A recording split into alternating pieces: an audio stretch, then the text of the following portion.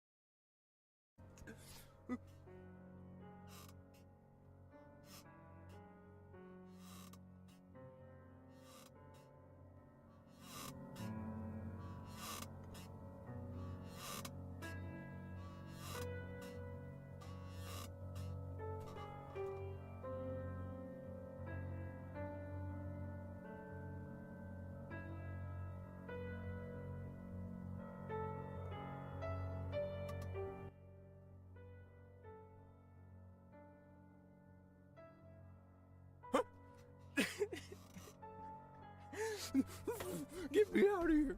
Get me out of here. I can't take it anymore. I can't take it. I can't take it.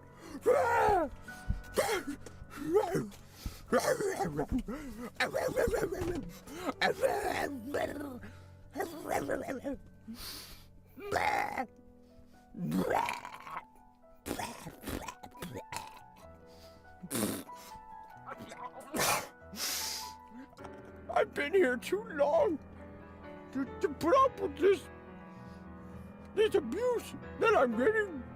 I'm getting so much abuse.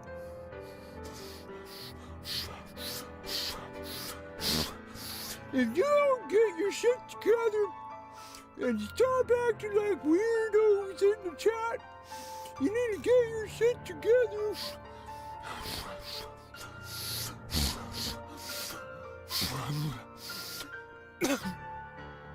Now where am I? Where's my corn cob pipe? You gonna fetch my slippers? Because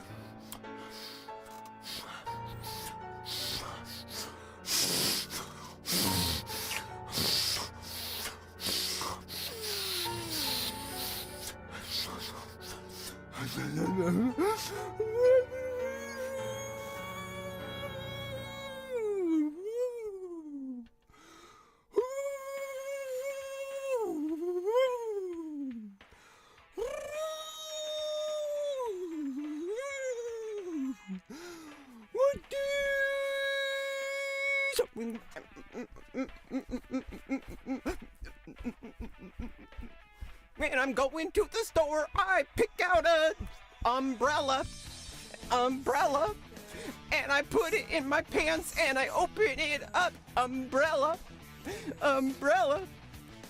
You there over there, me over here, you don't know what's going on. I don't know what's going on.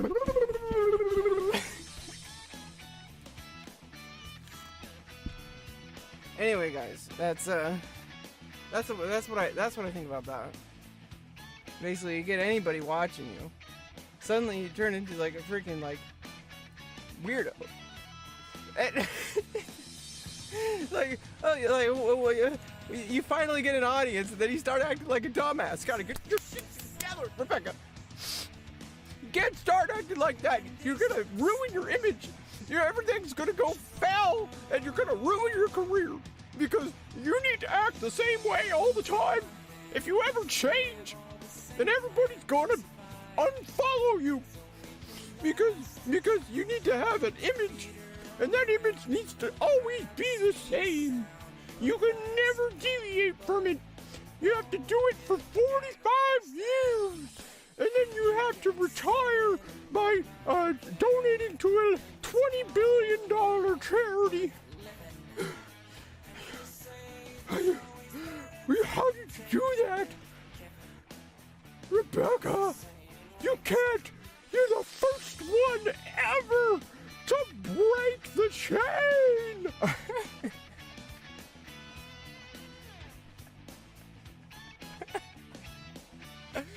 No. Stop it. Just stop it. Okay? Just stop it. Stop it. Just stop it. Just stop it. Stop it. Stop it. Stop it. Stop it.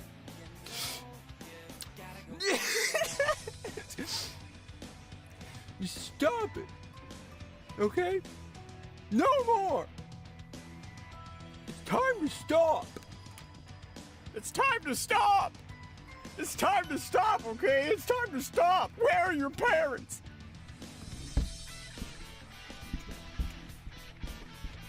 Where are your parents? It's time to stop. Now, I actually read a history book where there was an event on a website called YouTube.com where there was a man.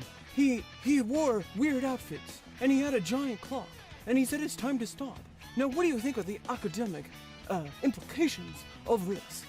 Okay, so when I was reading this with my colleagues at the college, that I teach at because I have tenure. The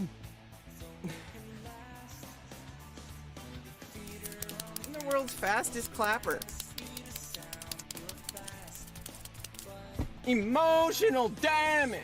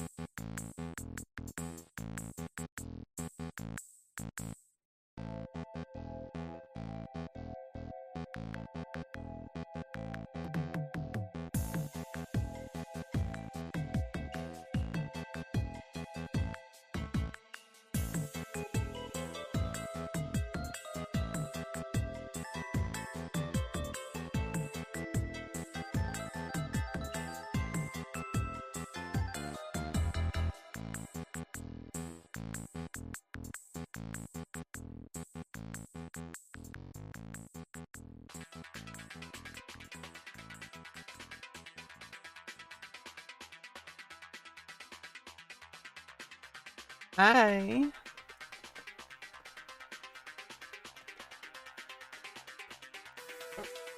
How is everybody? How is everybody? How are my favorite ninjas? Are you all ninjas? You're all rushing around, Naruto arms in the back. Okay? I use taijutsu. Rebecca! Rebecca! Rebecca! Rebecca! Eh. Oh, Rebecca. Hey everybody, good morning on this beautiful morning. Friday! Because it's Friday. Okay, so everybody, welcome. It's Friday morning. I'm sorry, I have no original content. Sue me. No, don't. Please don't. I have no money. Then everyone's gonna sue me. It would be unjustified. Okay. We got lots of stuff to do if the game maintenance is over soon. Apparently it's a bi-weekly maintenance on the server. Okay?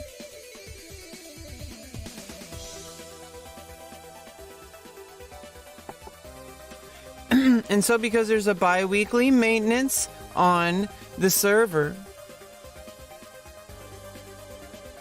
we are unable to log in to the server.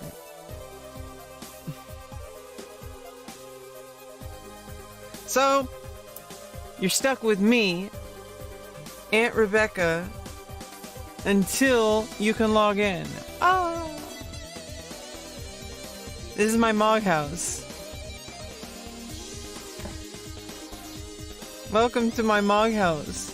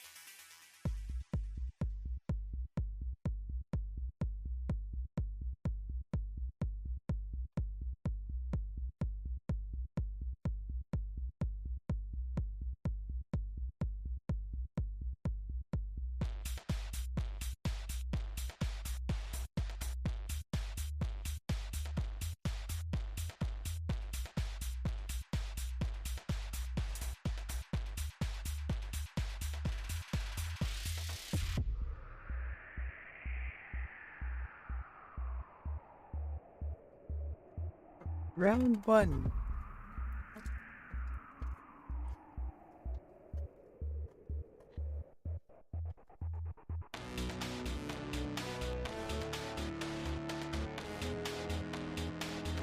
Speed bag.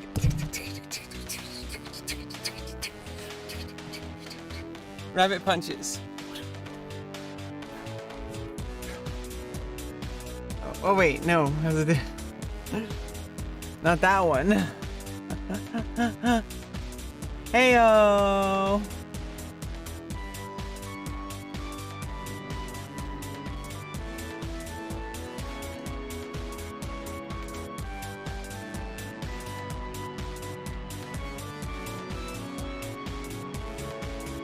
What's up, YouTube? We're live today in front of a live studio audience, and we are going to be streaming a video game today, but the maintenance is preventing that. We do have alternate servers, however. I do enjoy just hanging out with you, and by you I mean myself. You know what I mean. I enjoy documenting things. I have some plans I wish to lay forward, moving forward. So I wish to do some things such as I wish to create a series of YouTube shorts / TikToks. When I say shorts, it also means TikTok. Or I can just say TikToks. I can do some TikToks. It also means shorts. Do some TikToks, do some longer form YouTube videos of specifically documenting the entire process for somebody who is newly discovering that they wish to move forward with their medical transition from male to female. Because I've been thinking about that for a long time, because I'm still going through it, but it's been about 3 years, and by the time in this year it'll be 4 years, and I'll be having my surgeries, which are on the calendar this year. And so my bottom surgery will happen at the end of the year, when I'll be approaching, when it'll already be 4 years on hormones. And I think that's especially I know a lot about how hormones have affected me. And then the process of how I've gotten through it, that's obviously, me specifically, streaming has been a huge part of it. Documenting it was a part of it for me. Doesn't have to be it for anybody else. Might be. There might be other streamers out there. Probably better streamers. There might be a trans woman Mizkiff out there. Transmaranth? Wait, that's me. Sorry. I'm Transmaranth. Okay. Whoa. Hey, Rebecca, I think your ego's too low. Could you imagine, though, if I was the #1 trans creator on OnlyFans? Transmaranth? It's a possibility, okay? Just putting it out there.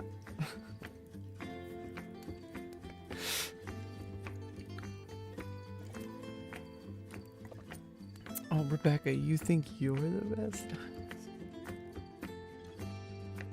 No, that's not what it is. I like to think of myself as I'm not somebody else. I'm not somebody outside of this body. I am me. And I try to think of myself as what kind of things do I wish to present myself to the world as form of different mediums. And video is such an adaptive form. You can do so many different things with the form of video, especially with YouTube. And so I really want to put a effortful, deliberate attempt at documenting the past 4 years of my life. It's gonna kind of have a summary of the past 5 or 10 years, because there's a whole timeline is probably a lot, is 20 years, my whole life, obviously. But you have to understand that it has to start with the explanation of like I came out when I was like, I knew when I was like 18. I came out like probably like a little bit later. I don't remember exactly how it all came out, because I came out to only like one person, and then I came out to like two people, and then I came out to like strangers on the internet, and then I came out to like my family.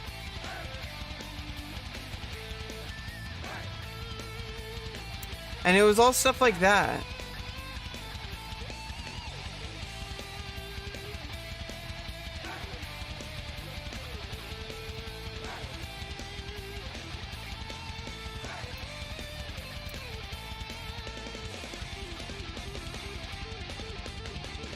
What were we talking about?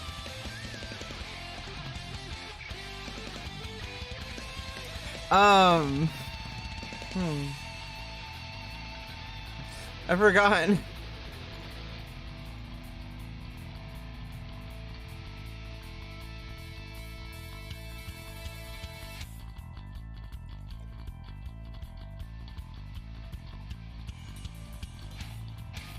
Okay, what I was thinking about earlier. I was thinking about coffee, but I'm already having coffee. I had a slice of bread. Oh, I was gonna have 2 eggs and oatmeal later, in a bit. The bread is just the starting. Like, what was I talking about? I was talking about something. Oh yeah, transmaranth. Okay, building up my ego. Okay, that's what it's about. Because I actually do have a low ego, and so I have to think about myself in order to like pull myself out of ego syrup that's like holding me down, and like I drip down this pole that I'm trying to. Everybody has to climb this pole, right? Everybody has to climb a pole all the way up to the freaking top of the universe. And you start out from the big muck that's like slimy and goopy, and every time you grab the pole, it gets easier the closer you get to the top, which is ironically when it needs to be the hardest, or even the opposite, like when it should be that easy from the beginning. But I guess people have to climb out from the muck or whatever.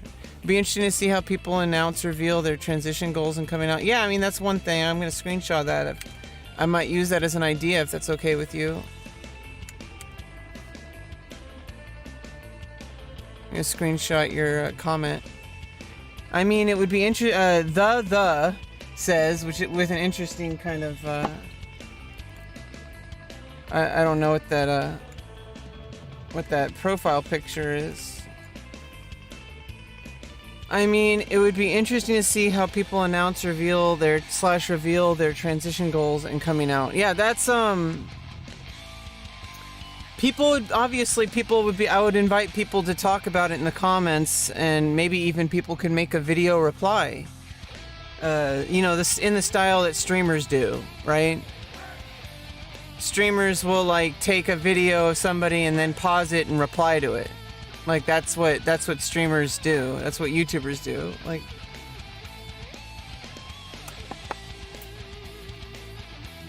so that might be the first one. That might be the first video. The thief. Sus. Okay, sus. Sus? Are you sus? Or is this Among Us? People announce their transition goals and coming out. So I'm like, I think that might be the first video in the series. Like, I'm gonna tell people about my experience with how I came out with the plan of the actual action of transitioning. Not like, oh yeah, hey guys, I'm trans, and then everyone says okay, and then they use the pronouns, and I'm like, I'm not ready for that yet because I haven't medically transitioned. There's this whole like cringe factor that I had, because I imagined that if I presented as she, her pronouns without having hormones or surgery, I had this huge freaking hang up on like, I don't want to be seen that way. I don't want to be seen as like people would just see me as a gay man, like in drag or something like that. That's always been my biggest fear. But I got over it because I realized, like, medical transition is a path. And I started it. And once I was ready, once I was psychologically ready, it took a lot of, regrettably, I mean, I can't change it, but I went through a lot of denial. I recloseted myself. I tried to distract myself. I'm a total workaholic. Not everyone can do it safely or with full support. Yeah, that's the issue too, is I got lucky. I'm like in this specific, like, best place to be. I'm in the absolute best place to be. Okay? Like, I have the absolute best doctors in everything. Like, everything is working, like, amazingly. I have, like, a full team of support. I have a therapist. I have a doctor. I have another doctor. I have a osteopath. There's also acupuncture available. I need to try that again. Acupuncture.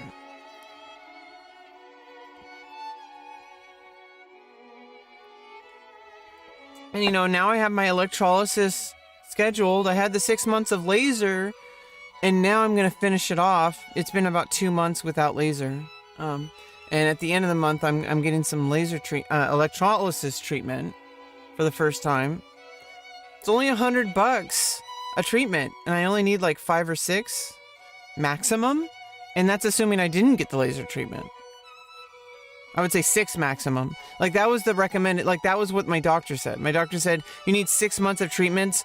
You need, like, he said, like, I told him I'm gonna get laser. He said, you know, okay, get laser, but, like, I recommend electrolysis. Like, so I did laser, and instead of doing more laser, I'm going to move forward and just put my own money into my treatment.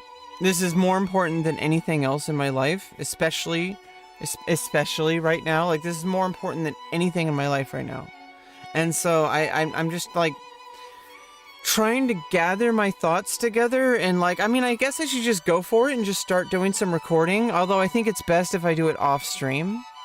But if I have to do it on stream first just to practice it, that's one thing. And also, I could potentially record stuff on stream. All I have to do is turn off the music, you know, change the overlay, you know, take off the OC remix over here. I always leave up my my watermark.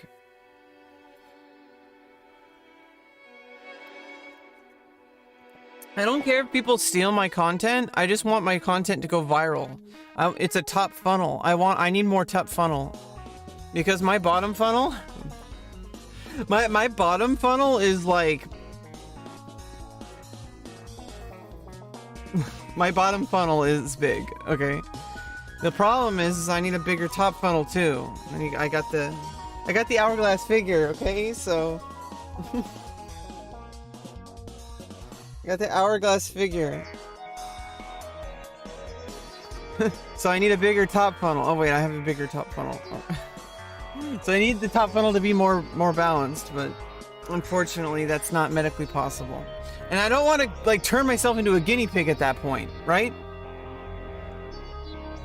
You know, I'm getting my facial surgery and I'm getting my bottom surgery. After that, I don't want to torture myself with any more surgeries. I'm sorry, like, I know that some people get additional surgeries. I don't feel like I need them. I don't want to do anything with my breasts, because I have heard that, you know, like, if you get augmentation, and they do continue to grow and sag as you get older, so that's a thing. See, that would be good for YouTube videos, because there's a lot of trans people who could really benefit from that, and it might save some people's lives.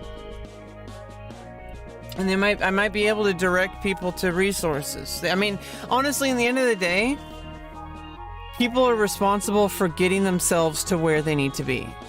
And that's the sad part. And I got lucky. And it's like, the only thing that's really making it possible is that I happen to be in the poverty, way under the poverty line. And so I get medical insurance, and it pays for everything. And so it's like, it's not possible for everybody. A lot of people, they have to actually pay money just to get their medical treatment. And it's like, what the fuck? Like, what about lifetime patients like diabetics or trans people? Oh, well, thank you, David. I know I'm still beautiful, but I am fulfilling my surgeries, regardless. Like, that's gonna happen. But I know what people mean when they say that. When they say, like, oh, you're still beautiful, or they say, oh, you're beautiful regardless, oh, you don't need surgery. I didn't think that that's what you were implying. I was just kind of saying that.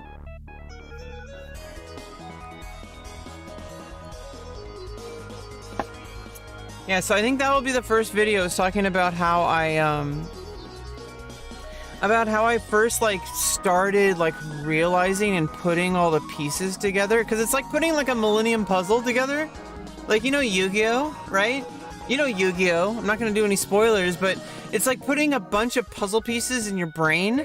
Like, if you imagine, like, yourself floating in, like, a giant dark space, and it's cloudy, like, nebulous, like you're in outer space. But imagine yourself, like, that's inside your consciousness. You're inside your brain, or whatever. And you look around, and there's a bunch of puzzle pieces on it. Like, there's a table, and a chair, and a stool. And I guess, like, there's also a kitchen and a bar, I guess, and a fireplace and a place to sleep, and a video game factory. Factory.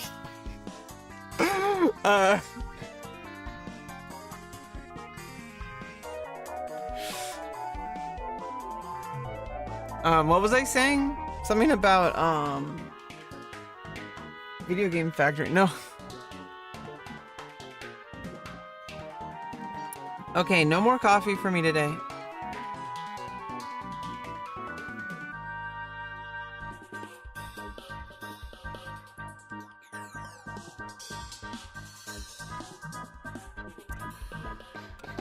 But yeah, I don't know what I was thinking. Let's also do this.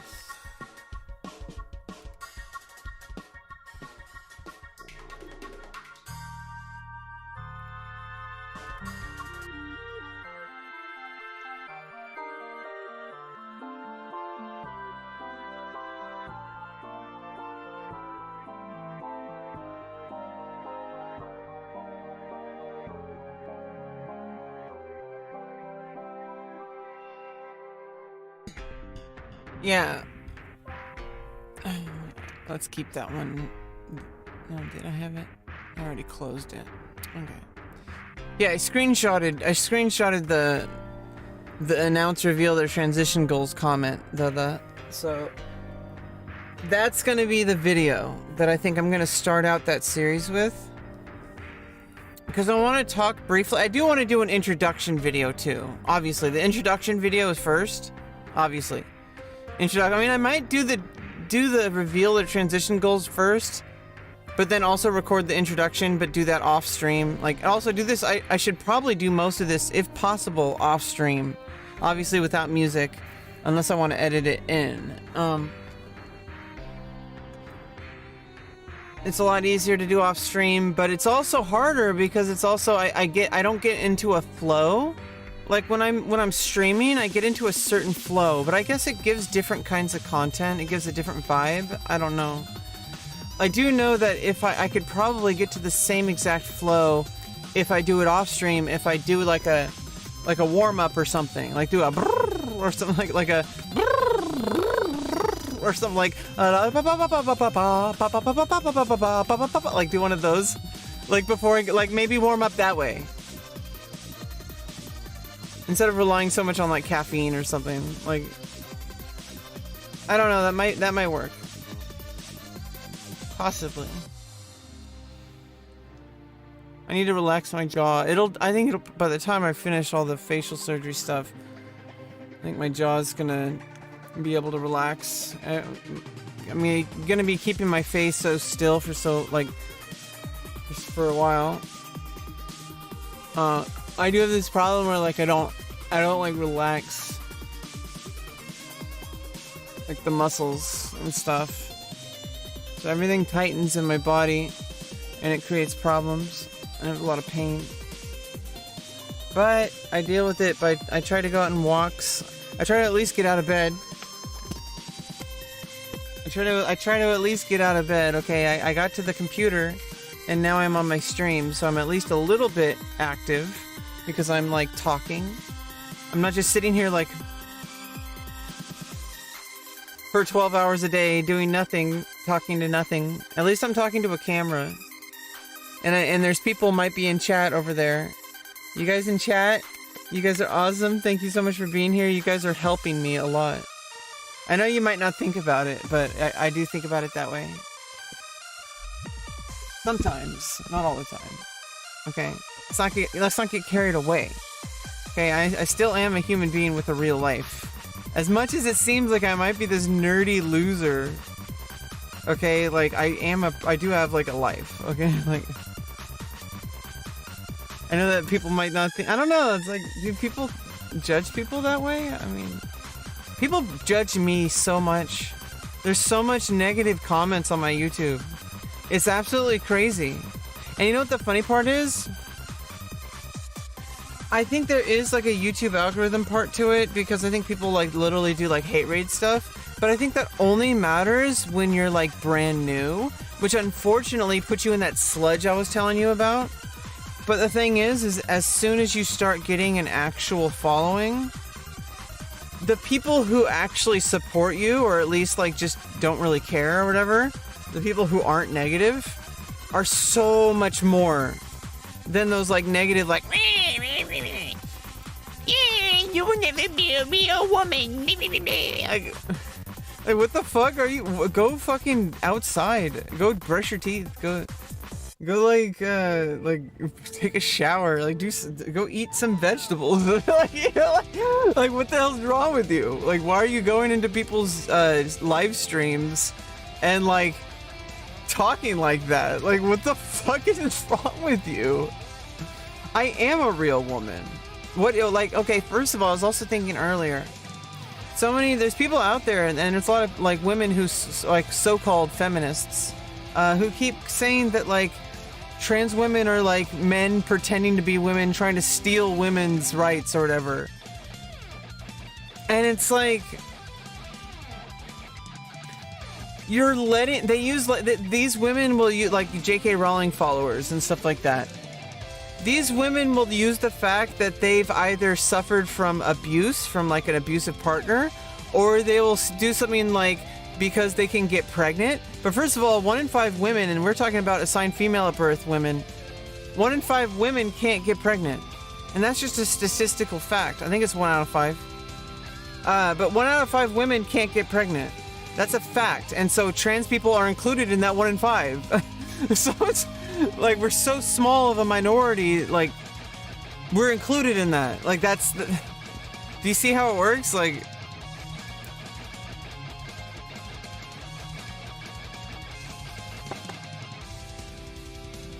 but it's like, why are you letting, first of all, this is a question I have for these J.K. Rowling types.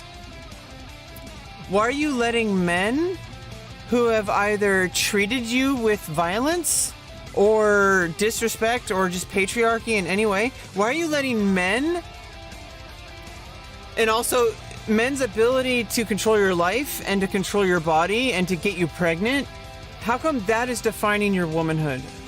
That's the question I have for these J.K. Rowling types.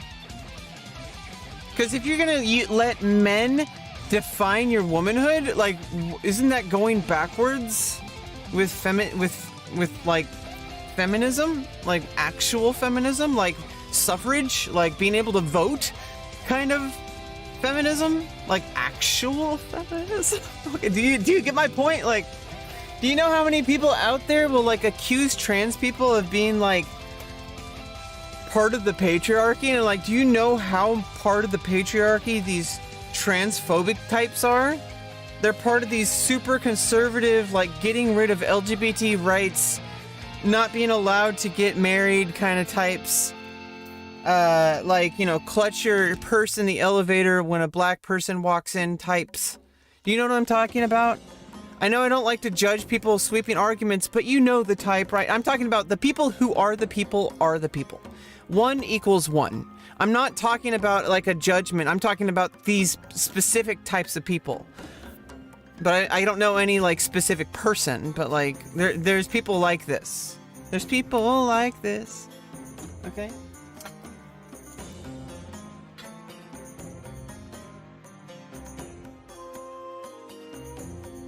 And you know what the thing is?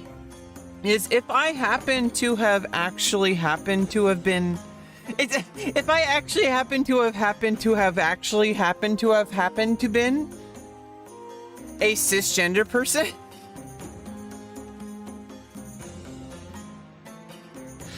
Like if the past 3 years had gone by without me transitioning, I don't imagine that have ever transpiring. I don't want to go into that conversation. I don't think I would have ever made it this far. I'm gonna say that much. In life at all. I never thought I would have ever. It would have been bad. It would have been bad. But let's say there was a universe, like an alternate universe, where there was a male version of me. And I think that person, if that person was actually a cisgender person, that person would obviously be happier as a cisgender male. I don't know if I would date that person, but that's a different story entirely. I don't know why people ask stuff like that. They're like, I mean, I don't know, answering. Okay, that's another YouTube short stuff. Answering YouTube comments. I could do that on YouTube Shorts, or I could do full videos. So answering YouTube comments can be a total content thing. So like, even simple comments like, what toothpaste do you use? Pepsodent. It tastes like root beer.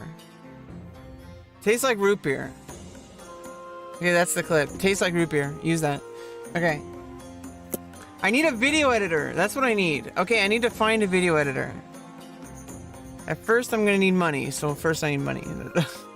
But so, I mean, I need money beyond what's required for me to get to the point of being able to hire a video editor.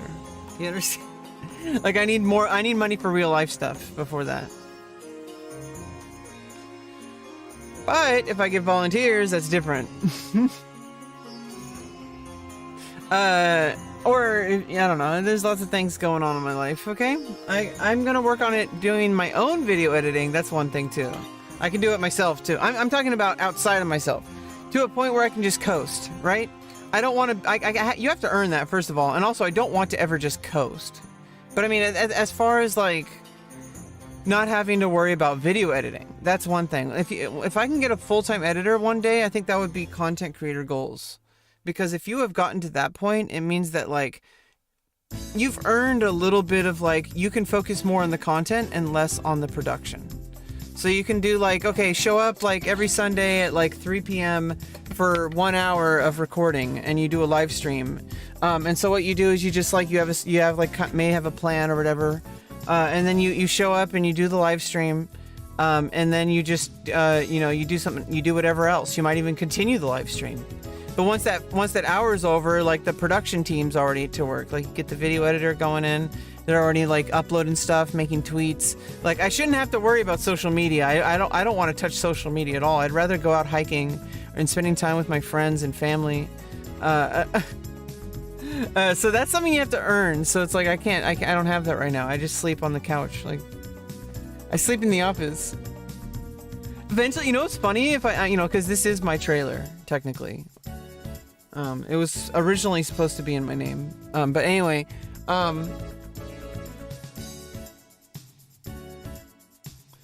this is my trailer. What if I just permanently use this as a streaming trailer?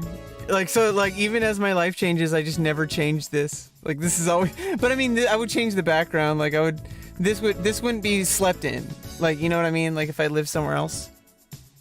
But it would be slept in if I was, like, traveling. I'm not gonna sleep in the other bed. This is the best room in the house, honestly. Like, as far as, like, living in, the rest of the house is like it gets cold, and then it gets, like, I don't know, but then it has better airflow during the summer, so I guess there's that. But I don't know, it's just, as far as, like, having everything you need for at least having, like, an office to be able to work from home and also live, like, this is like a little small cubicle. So many people would give anything to give this. You know, when in 2010 to 2014, when I was going through homeless shelters, I would give anything to be in this living situation. That being said, one step above where I was is not where I want to be in life, but I still am very thankful for what I have and the luck that I've gotten in my life. And of course, the success I have to get financially, I have to earn myself, but I am planning it so that it will scale. It will definitely scale. And I'm counting on that. And I have to believe in that, even if it's false. But I'm pretty sure it's true. I keep rolling that dice every day. And you increase the number of dice you roll, eventually you're going to get that number. And every single day I try to add one more dice. So I'm adding one more like chisel into one more side of one more dice. Every single day you get one more chisel. Every day you have to work on building those dice for yourself. And you build your own luck. Obviously, if you just sit around playing like Call of Duty all day, and you don't even have a webcam, you don't even stream. You just sit on Discord all day, in the same Discord, talking to the same people. I'm not being judgmental or anything. I'm just saying, like, there's people out there that are like that. And the part that I'm mad about is not the fact that they're like that. The fact that they're like that, and they have the audacity to judge me. Somebody who's doing everything possible to improve my life. I put my face out there. I'm being really active, trying to create a life for myself outside of just my immediate environment and video games.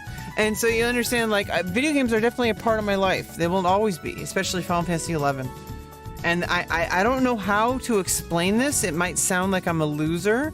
People might think I'm a loser. I mean, people are always going to think you're a loser. It's just how life is. But myself, especially, I've been called a loser my entire life by people who didn't matter. And I listened to them instead of the people who actually mattered, which are the people who saying I'm amazing. The people I'm saying I'm beautiful. People who say I have amazing, like, they have great memories with me. So why am I not listening to those people who actually matter? And once I stopped listening to those people who were like, oh, you're stupid, or you're ugly, or you're a loser, like, because you play a video game. You know, like, when I was a kid, I got bullied because I played video games. I was like a nerd, and I was too smart. You know what I mean? Like, the kids got jealous because I knew all the answers. And they wanted me. I think this, I'm just realizing this now, maybe. I'm processing it, maybe, but maybe they got jealous, or maybe they hated the fact that the teacher didn't want me answering the math questions, because I would always blurt out the answer before I raised my hand. I would always say the answer. And I would always, then I'd raise my hand, and, like, she would say, like, oh, not you, Rebecca, I already called on you. Let's call on someone else today, shall we? Like, that's usually what the teachers would say. It kind of felt passive aggressive. But they did that in elementary school. They're like, let's call on someone else today. I'm like, ooh, I know the answer. Like, I was always, like, the first. If I knew it. Like, if I knew it, I was like, oh, if I didn't, I'm like, I was thinking. I was busy thinking. I'm like, I didn't do that. Like, I actually thought. Like, I didn't pretend to think. Like, this is pretending to think. You know, it wasn't pretending to think. I was like, you know, you're actually like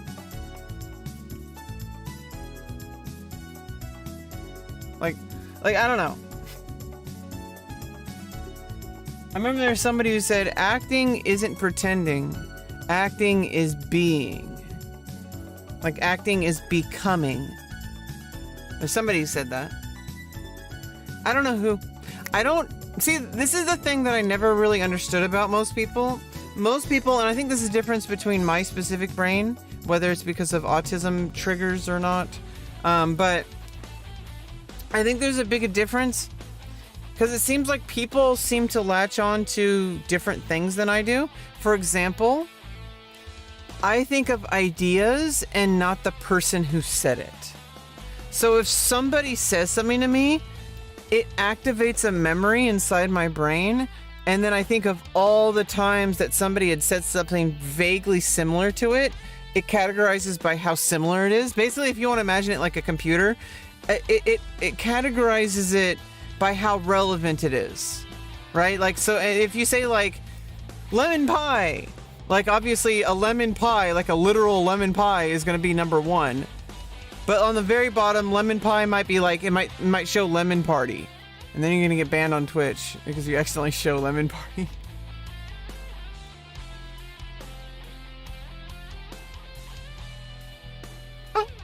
Oh my goodness. So don't scroll down that low.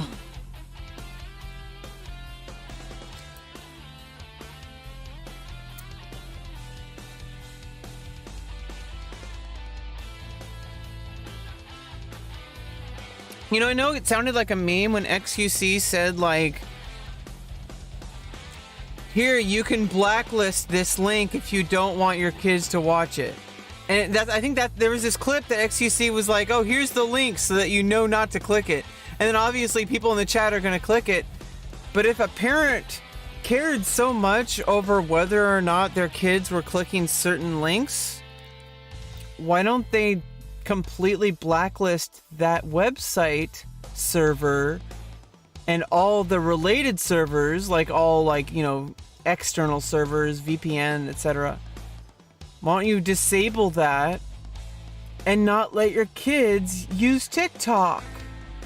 If you think TikTok is so, I mean, they're gonna see TikTok on their friends' phones. Like, that's gonna how. But I mean, if you don't want it in your house, then don't allow it on your internet. Do some research. Google it. Become a computer nerd today. In fact, I can teach you. I can teach you how to do this. I can show you how to write your own scripts, whether you're in Windows or Macintosh or in Linux. I can do Linux tutorials on my YouTube, by the way.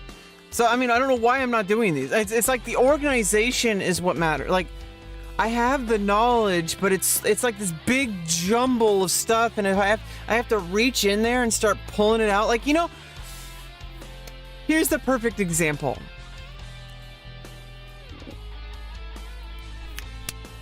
Here's the perfect example. So when you have a video game controller, like if you were raised on like Nintendo and Genesis and Super Nintendo and PlayStation and N64, all that stuff, if you were raised on consoles as a kid in the 90s, you know what this is when you have your controllers all neat and organized, and then after like a day, or I mean basically after like 3 days or a week, suddenly every time you need to play, if the second controller is somehow tangled in this big giant fucking jumble of cords stuck in a whole bunch of stuff, suddenly there's HDMI cables in there, there's freaking like a DVD drive in there, like, and you have this big giant bin full of stuff, and in order to get the other controller, you have to dive through it and untangle the controller so that you can plug it into the Sega Genesis or whatever. Like,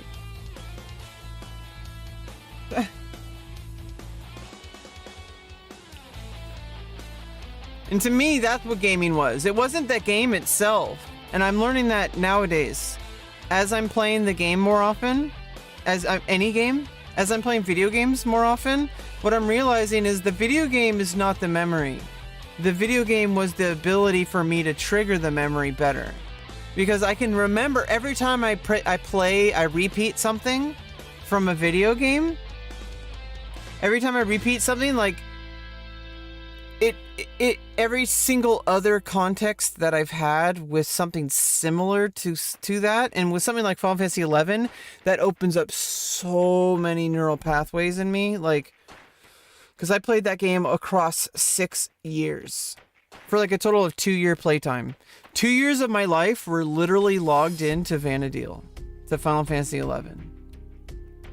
Actual time of my life. Like, I mean, obviously I was experiencing life simultaneously while I was logged in, but it wasn't in the way, like, I was just literally sitting there with the controller for hours on end, like, but I was talking with my friends, and we were building memories, and we would go on breaks, we would go hiking, and we would go on walks, we would get like milkshakes and stuff, like, you know, we would talk about college, we would go to college, we were at work, we went home from work, we would talk about it at work. And that's actually like when I got away from that, when I went to Taco Bell, when I was working at Taco Bell. So it was when I got a job. So, I mean, I can't work these type of jobs. I just can't. It's just not going to work. But because I've did it for so many years and it just failed, and it got harder and harder each time. But when I worked at Taco Bell, I was like really young. So it was a little easier. I was like 18. And I was just sitting there. And I'm like, I had a lot of time on my hands sometimes when it was super slow. Everything was all ready. I was just sorting the sauce packets. Like they had me just, they wanted me to be doing something, right? So they're like, oh, just sort the sauce packets or whatever. And I'm like, okay, whatever, I'll do that. And then I would like purposely unsort them so I could sort them more, or like, because there's still no customers or whatever. I don't know, there's days like that. There's a lot of time where I'm just spending a lot of time just sitting there thinking about who I am and then going on autopilot basically for Taco Bell, like taking people's orders, giving them the orders, having no incidents. One time they thought that I stole from the cash register. It ended up being a coworker. They looked at the cameras and it was very obvious. It like showed him literally grabbing the money out of the cash register, but it was in my cash register, you know, like it was under my name. So I was like, oh God, like, no, I'm not going to steal money from the fucking place I work or anywhere. Like, Jesus fucking Christ. I need to be able to look in the mirror and say, Rebecca, like, you did good today. Like, I need to be able to sleep at night. So if I don't want to do anything like a crime, I don't want to like rob a bank or hurt someone. Like, those aren't things that I want to do. What was I talking about? Yeah, so I had a lot of time on my hands to actually get away from the people in my life. Because, I mean, I played a lot of... I spent a lot of time with my friends playing Final Fantasy 11. But the side effect that had was that it was a group mentality. Like, it was 3 or 4 of us. One player eventually quit, and then it was just 3 of us. So 3 of us at mostly.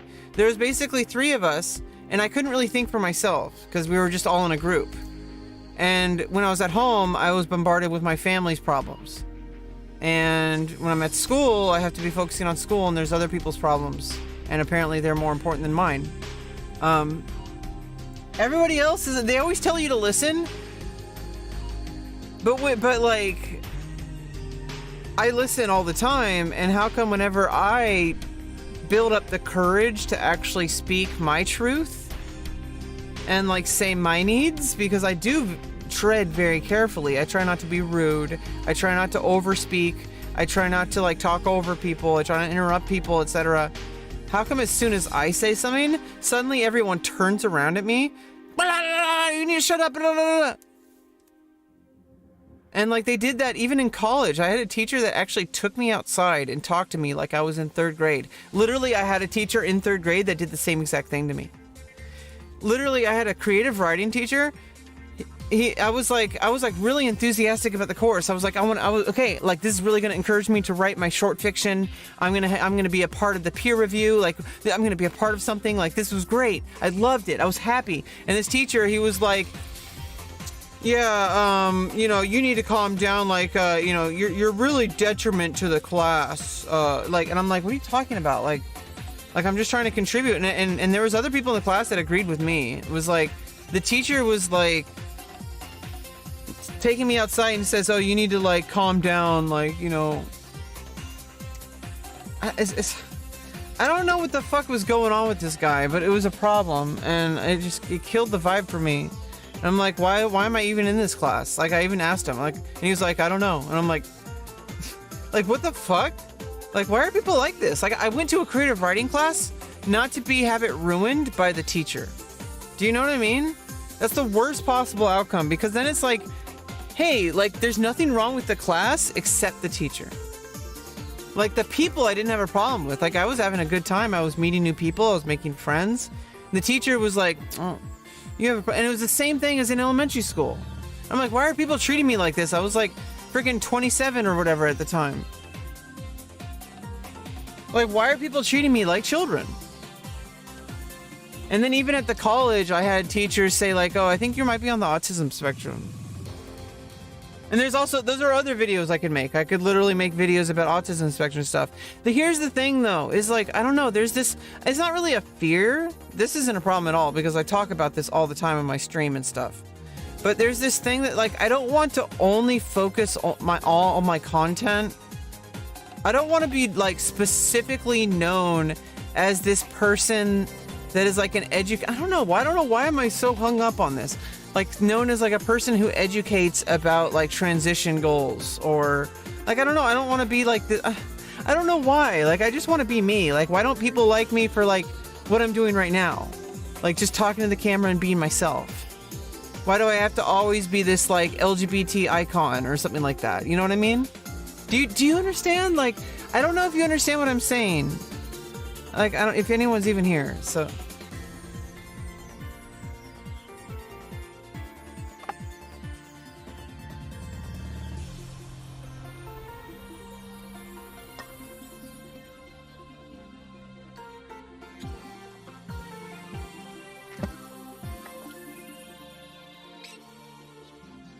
Yeah, so I mean, that's definitely something I need to think about for making videos. But like, obviously, like I was saying earlier, there's a point where hopefully I get to the point where all I have to do is just show up and record the scripted content and the non-scripted content, all of the above. It's a lot of work still, but then I can focus more on the content delivery and also my personal life rather than the content delivery and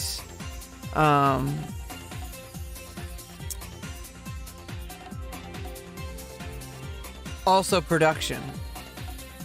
So instead of doing production, at some point I can, like right now I'm doing content production, content creation and production. Like content, I'm doing creation and production. I should be doing creation and life. Actually, I mean life and creation, rather.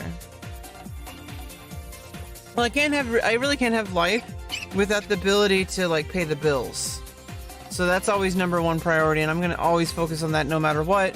Right now, I have I wouldn't say the luxury, but I have the moment right now. I have a critical moment that I'm capitalizing on, where I have the ability to really like build something that'll be able to generate income, and it is generating income. Out of everything that I've attempted, I found something that's actually working, and it's not always going to be perfect, but it's a start.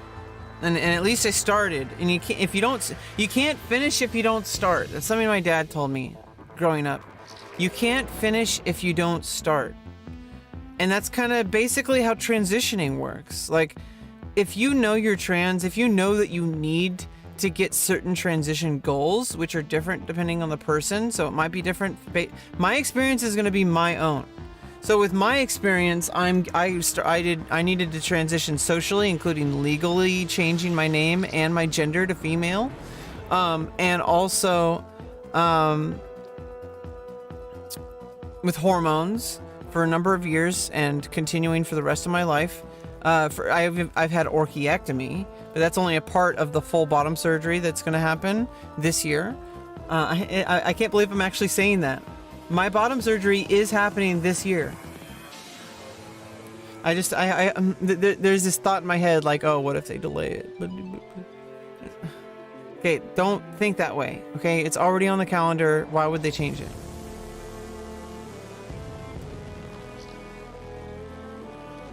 Don't go there. Like, don't go there. Don't go to those thoughts. I'm going to tell you that right now. Don't go to those worst case scenario thoughts. As long as you don't do that, your transition should go smoothly. As long as you focus on moving forward rather than trying to go backwards and fix everything. Because you cannot fix everything. In fact, the number one thing, I know it hurts to hear, a lot of people are not going to want to hear this. But you cannot go back and fix all the relationships in your life once you start transitioning in any way at all. Even if you go stealth, eventually someone's gonna find out you're trans, and it's gonna change your life for the rest of your life. There's gonna be people you're gonna have to not have a relationship with anymore. You're going to have to accept that, and that's true no matter what you're doing in life. I've learned from talking to other people about what they've gone through in their life, whether they're cisgender or transgender. But with transgender people specifically, obviously I can't tell people specific stories, but what I can tell you, summing up everything, is that there's going to be people that are going to surprise you. People are going to be supportive of you who surprise you. People that you thought would never support you are going to be super supportive. People that are kind of neutral, that you thought were like, oh, these people aren't really part of my life, suddenly those people are now going to be like your friends even. You might even meet them more often. Like, you never know. There's so many things that happen besides the ones that you lose. You lose relationships with the people who were like, well, I don't think that being transgender is real. Like, you can't change these people. You cannot. And I mean, even if you could, it's going to take too much energy away from what you need to be focusing on, which is yourself. I need to take care of Rebecca Lauren. I can't take care of the rest of the world. I can't take care of my family. I can't take care. I need to take care of myself because I'm the one who's literally going through the medical transition. I need to put my energy into that. and living my life. And so it's like it's other people's job to like figure it out, which is not that difficult. It just takes a little key switch in your brain. But you're unwilling to do that key switch. That's the real work, is the unwillingness. You're like, oh, but I thought there's only 2 genders. But I mean, okay, well, I am female. Okay, that works for you, right? So she, her pronouns, female. I don't consider myself non-binary. I consider myself to be a woman. So like those kind of people, though, they're so lost. They have so much misinformation crammed into their skull.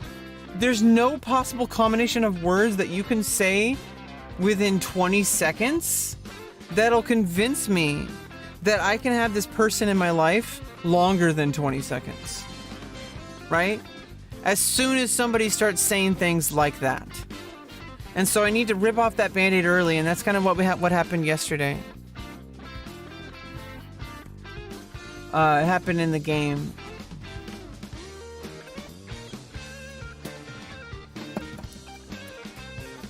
Unfortunately, I didn't do it on purpose, really. I was just like talking about stuff. I'm like, hey, my surgeries are happening this year. Like, this is what's going on with me. Like, hey, because we're supposedly all adults going through a whole bunch of myriad stuff. People were talking about real life stuff.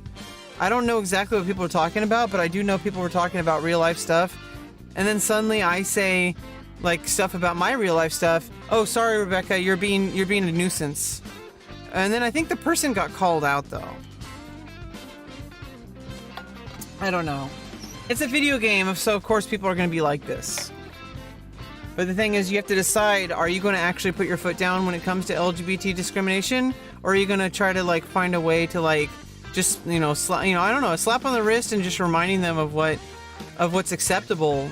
That's better than like perma-banning people and then they get angry and then they go on Reddit and then they like make some kind of campaign against trans people. And then they like, go out and they get angry and then they might buy a gun. You know what I'm talking about? You know the path. I don't want to finish that path. Let's reel it back to something safer.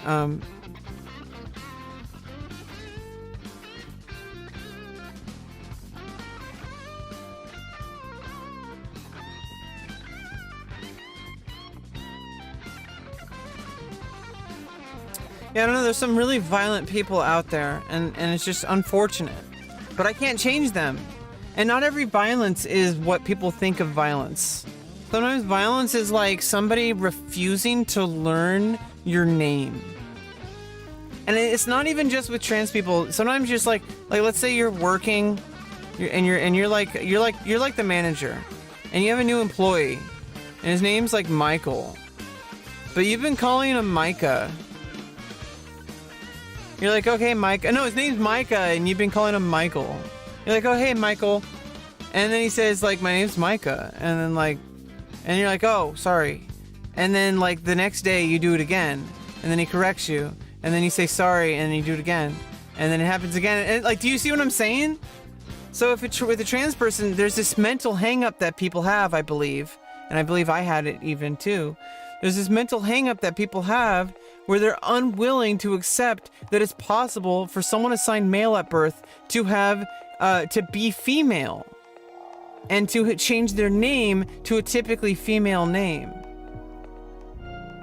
Rebecca, and also to change my last name and my middle name.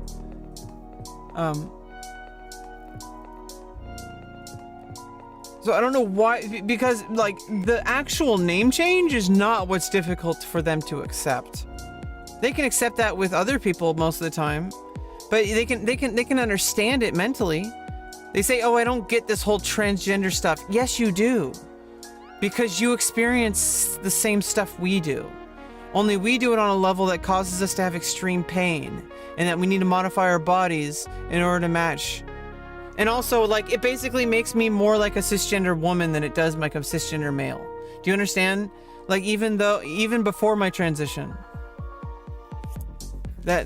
My life and also my experience and my brain and my appearance, like, and also the way I present myself in addition to that is female, and I changed that legally too. Place of hate, and it's not, I don't even know if it comes from a place of hate. I don't know if it's that. There are people like that, of course. I don't know how to change that. That's a completely different discussion. There are people who come from a place of hate. What I'm talking about are the people that you like work with and that you're friends with. And then every now and then a conversation comes up about LGBTQ or something. And then this person says a comment that like doesn't quite sit well with you. But everybody kind of brushes it off, and then that doesn't sit well with you. And suddenly you're in a situation where you're like, wait a minute.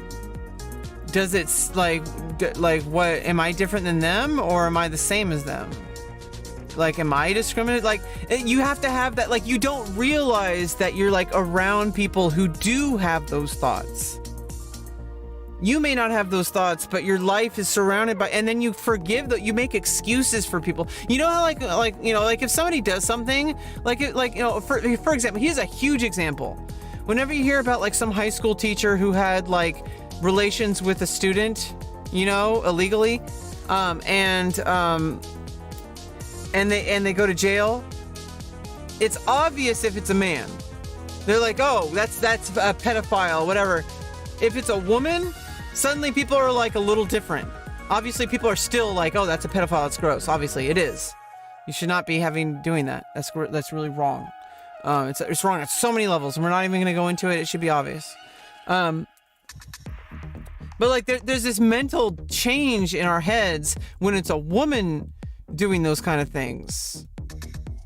Especially when we're growing up, if you're a guy, you're like, if you get laid, especially if it was with a teacher, everybody would be like, fuck yeah, like, that's awesome, you got laid, like. But if it was a woman, it's like, oh, that's like, you're a victim, and like, you should feel shamed because you deserved it. Like, people are like, what the fuck is wrong with you? Do you think somebody wants to feel violated? You've felt violated before, I'm sure. And there's things that you're uncomfortable with. It's so fucked up because there's so many guys out there that accuse women who are like victims of violence of being like, attention seekers or whatever. But literally, if you even make any kind of reference at all to the fact that they might have enjoyed the sight of a penis in front of them, they suddenly get all like macho and like, oh, I don't like penis, blah, blah, blah. And they get all violent, even.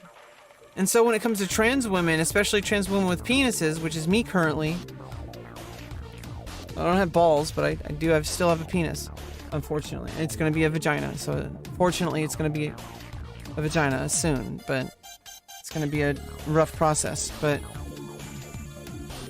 in a new thing. But, what was I saying? I forgot what I was saying.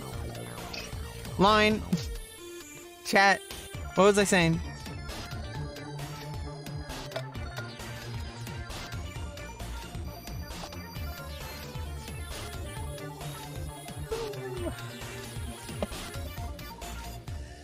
No, that I think that like, so the problem is not giving people more information about, the problem is not, because it's simple. Accepting trans medicine and accepting trans people is simple. It is absolutely simple. It's the people who are like resistant to change who are making it difficult for themselves. And it's not because it's difficult, because obviously people who don't have these preconceived notions have no problem accepting trans people and trans medicine. It's these people who have this clinging need for there to be this preconceived notion that they have of the world around them. They're like, oh yeah, poor people don't exist, homeless people don't exist, and whenever they see homeless people, they're like, oh, they're like, there's homeless people in my town? I didn't know that. We're a nice town. Assuming that because homeless people, like someone's homeless, that they're somehow violent or dangerous, which is obviously sometimes the case, but stereotype of feminine versus masculine regarding relationships. Yeah, oh yeah, the thing about that. Yeah, I kind of wanted to steer a different direction to that. That may be why I forgot it. So I wanted to like steer the ship a little bit differently. But I need to sometimes rein it back in because I want to continue with the conversation.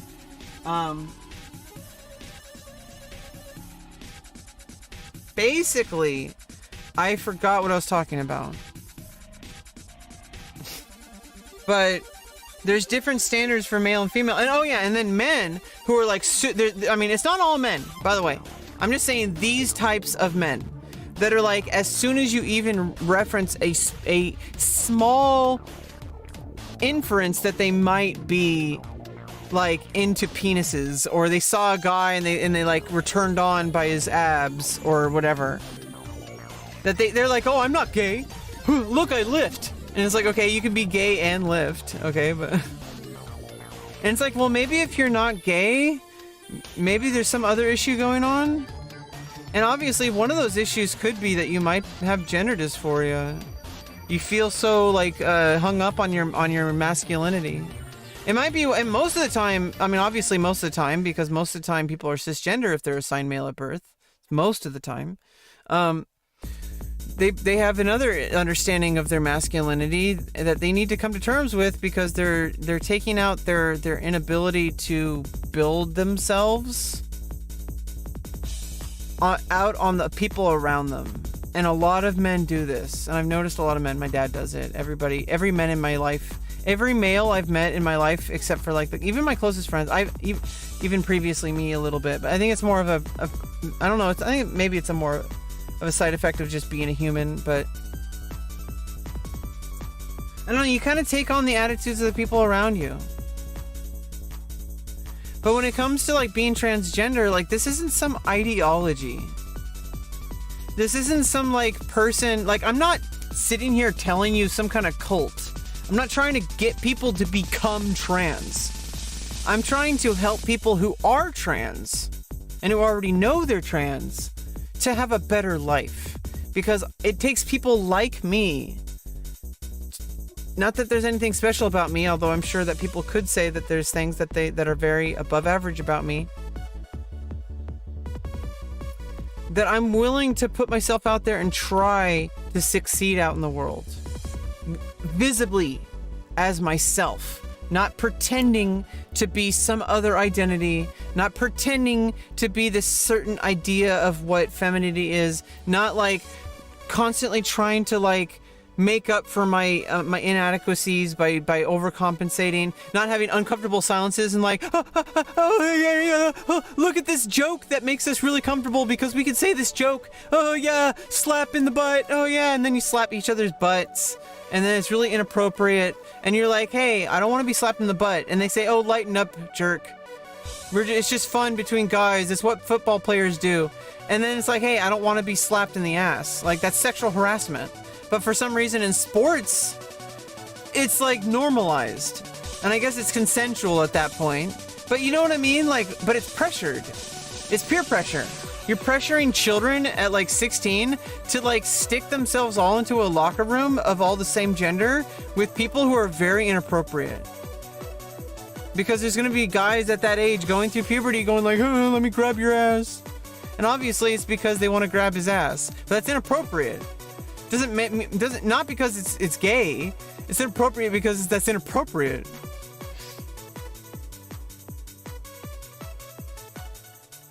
So it's like when people do that to women, somehow, like when people are like, oh, I wouldn't act that way if it was, you know, like suddenly they're like, oh, dude, shut the fuck up. Like, why would you act like that? Suddenly when someone's acting like that with, like, if they're attracted to someone, if it's a woman, they're like, oh yeah, hell yeah, man. Like, yeah, I'm into that. But if it's like they're talking about like someone being gay, they're like, oh, that's fucking gross. And it's not because it's gross. It's because you have this like attachment to it being gross. You want it to be gross. You have some addiction to something that wants you to be disgusted by gay people. And it's a sickness, and you need help. These people need help, but I don't need to be the one to help them. I'm just a person living my life, and I'm a person speaking into a microphone on the internet. Okay, what the fuck? I mean, I'm gonna do my best to do what I can to like maybe joggle someone's like, turn that key in their head so they can understand reality about trans people. But I can't really do that. I can't control other people. All I can do is do my best to like put myself out in the world. The problem is it's really difficult for me to do really focused projects. It's like homework in high school. Basically, that's why it's so hard for me to make YouTube videos, because in high school, that's like a high school project. And those are the things I had the most trouble with.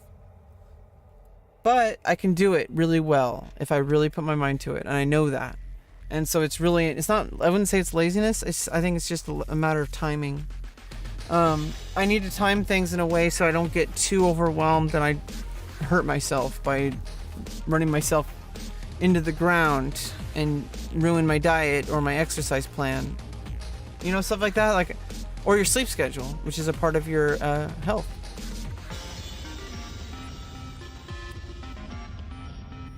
I don't know if let's check if the server is still down. Let's try to log in.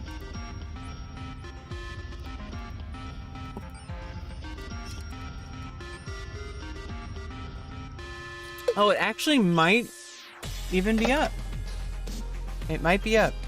Let's try. Come on, let's go. We're getting in. We're getting in. Where's the controller?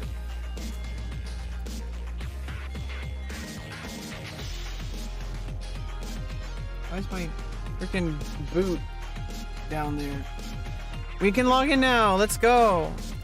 Oh no, I can't. Transmission error. I gotta try to log in again. It might still be down, but we'll try again. Sometimes you have to try a couple times. You have to try a couple times.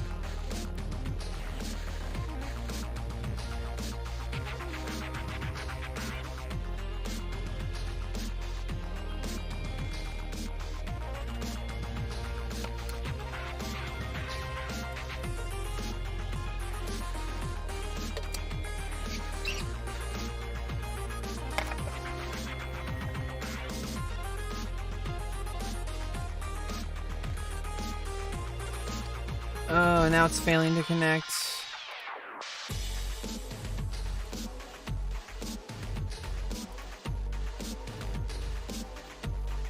Might still be down for maintenance.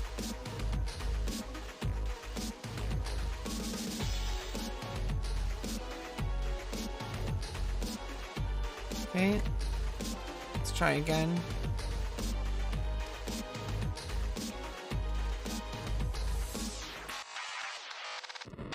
Come on. Fingers crossed, let's go. Come on, let's log in. Let's log in, let's go. Server's back on. I wonder what they did. It's just maintenance. Did they fix anything? I didn't see anything on the...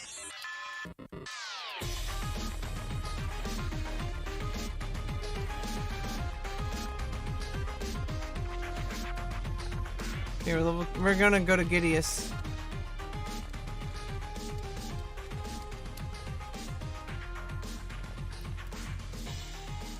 I have 5 MP, it's useless.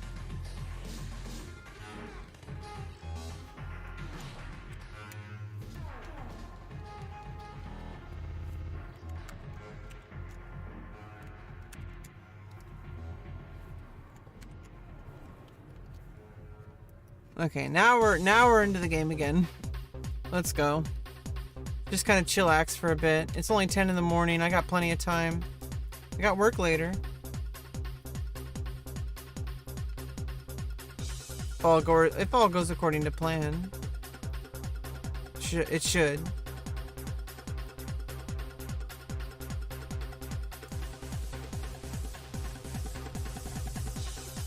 Let me just go check something.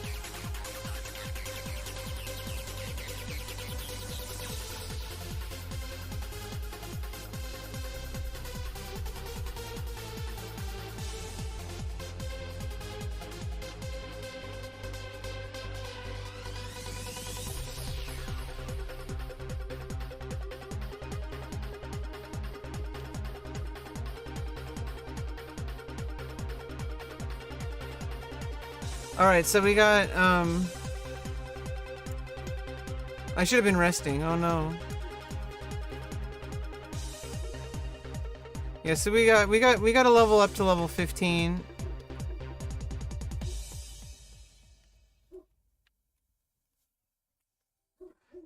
And when I get to level 15 or when I get a couple more levels, I'm gonna go do the like maybe 13 or 14 or I don't know. I'm gonna do the mission because I need to look that up though. Horatoto Ruins Experiment. I have to go to the Oristary.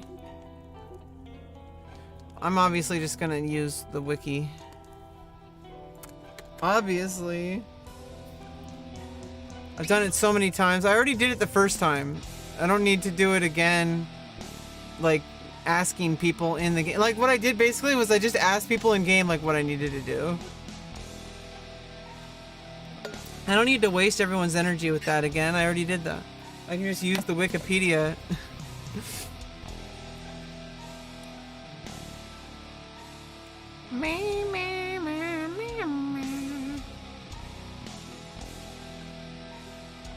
Yeah, no more coffee. I'm caffeinated.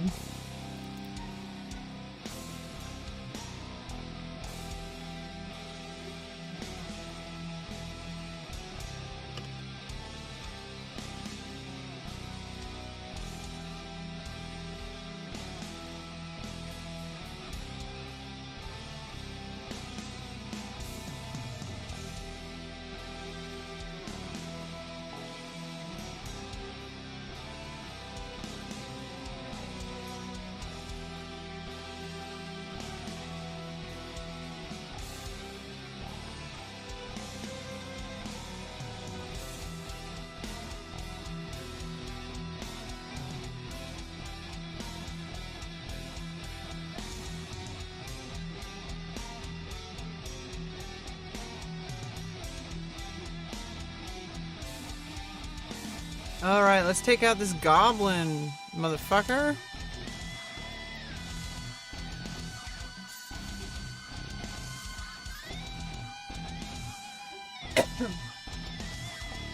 Do they give you sneak attack at level 12? They better. I hope they do.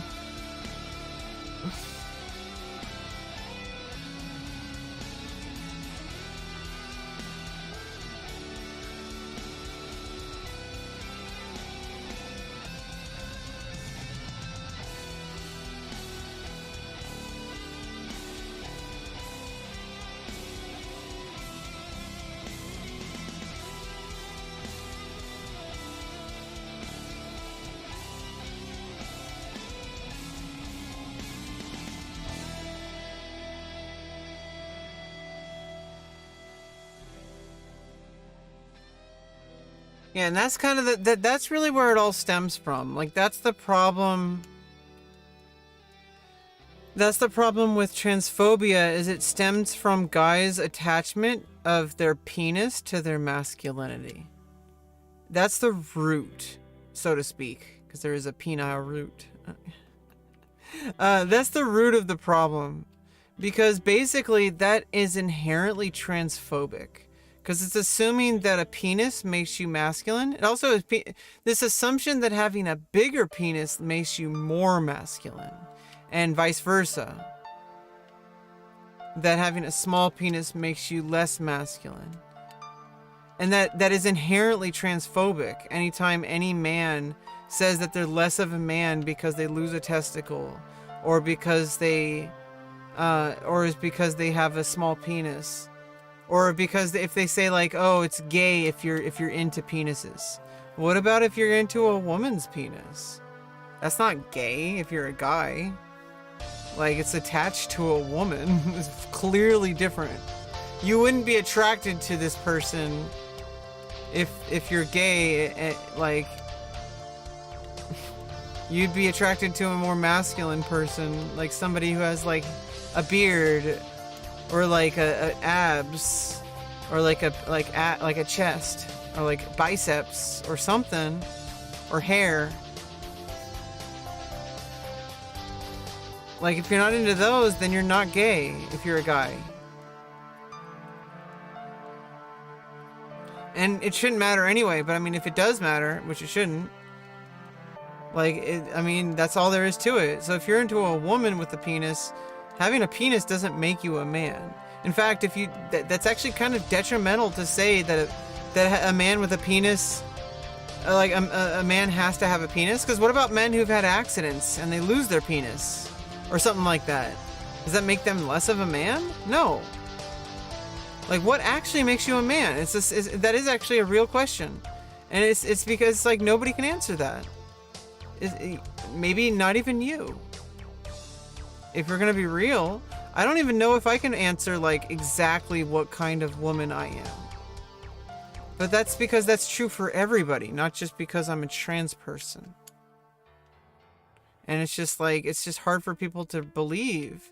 It's just more intense in art, and start from a different starting point in our, once we get to where I'm feeling more and more balanced as time has gone by. I'm feeling more and more like, just like, hey, like I have this like vibe about me where I just like, I accept people and like I just accept situations more, but I also like deal with situations. I don't just accept them and just, you know, I try to overcome things that are causing me harm more than and I defend myself, and I feel more confidence in myself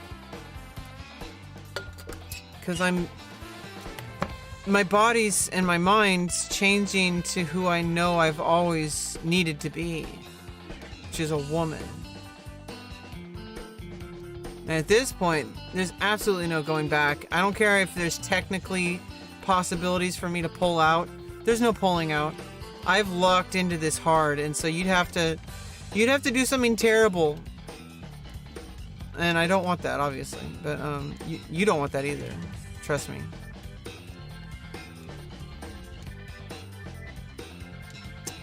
Don't do terrible things. It's not even just because you're going to go to a life of prison. That's one thing. But another thing is that you're going to have to be able to look at yourself in the mirror at night and say, hey, I did good today and I'm a good person. And if, like, you can't do that if you have these things like weighing you down, like committing harmful crimes to people.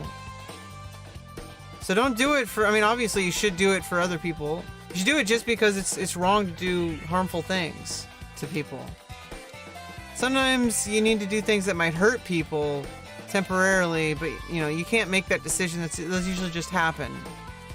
Those are kind of split decision kind of things. Like, you just know, those are instinctual things, usually, and knowledge-based things. That's why it's possible to learn new things. I don't know why it's so hard for people to learn new things. And like I said, it's not because it's a lack of knowledge. It's because they have this unwillingness to let go of a preconceived notion over what transgender people are. And the reality of what it means to be transgender. These people don't even know a transgender person, most likely. And if they do, maybe they're living stealth. They might even have a friend they've known for years who's actually, like, you know, fully transitioned post-surgical transition trans person, either trans male or trans female.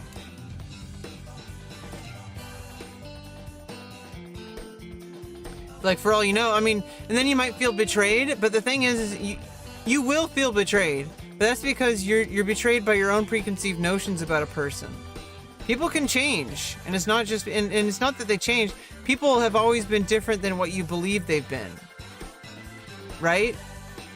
So they put on a front for you. Maybe they put on, not maybe specifically for you. They put on a front to the world. And now they're finally taking that front off, and it's shocking to you. But it's your job to overcome that, not mine. I can do my best to try to help, but like, I'm not going to go out of my way, because I'm going to use that energy for myself. I got to put that oxygen mask on myself, because the plane's going down.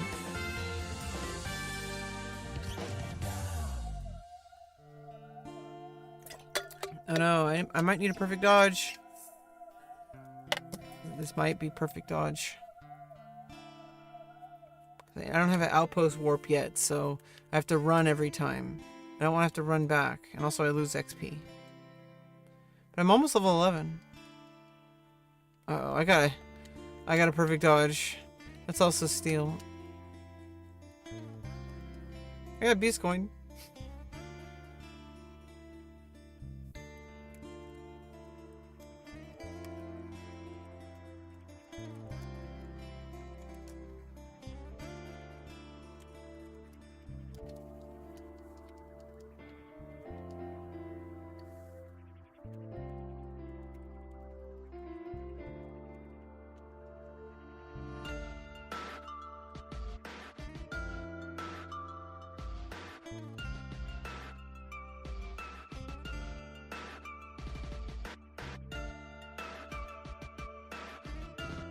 I got it, yeah.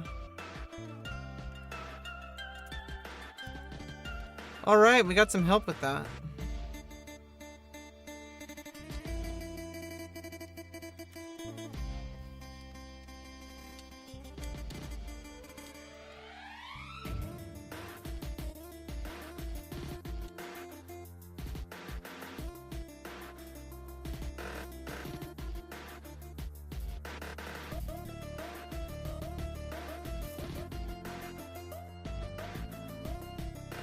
Now I got protect from our white mage friend. Marcoli. So I'm probably gonna fight the like bees and stuff, not the Yagado. Well, not the bees, like there's other monsters in there.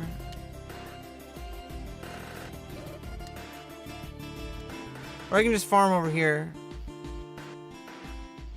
Before we go into Gideus. At least get level 11. Maybe even level 12 before we go to Gideus. Then there's the Mandragora. Yeah, just kill all the stuff over here. It's fine.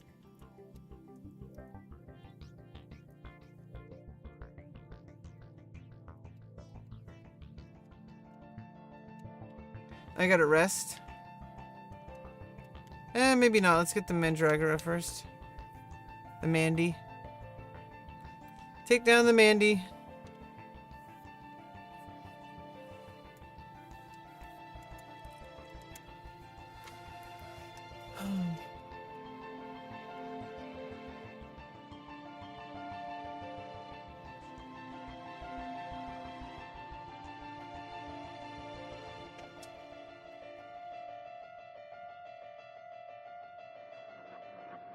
Oh, I know that song.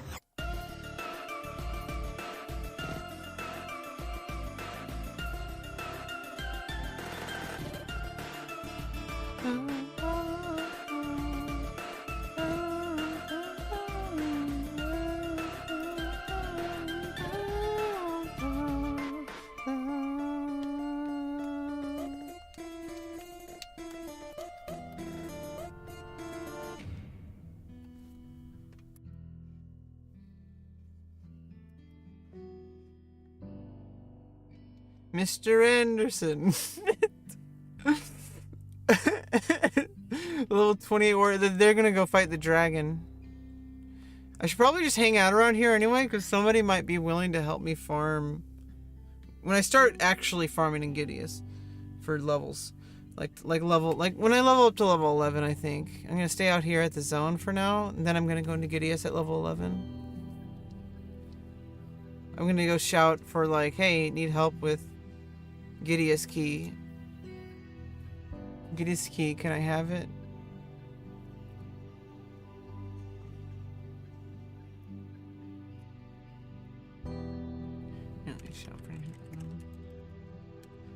Oh, I mean Chasm key. Can I have it? Please.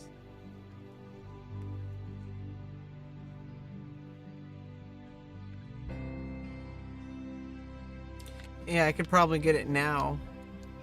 Rather than... In fact, let's just go into Gideus. Jesus fucking Christ.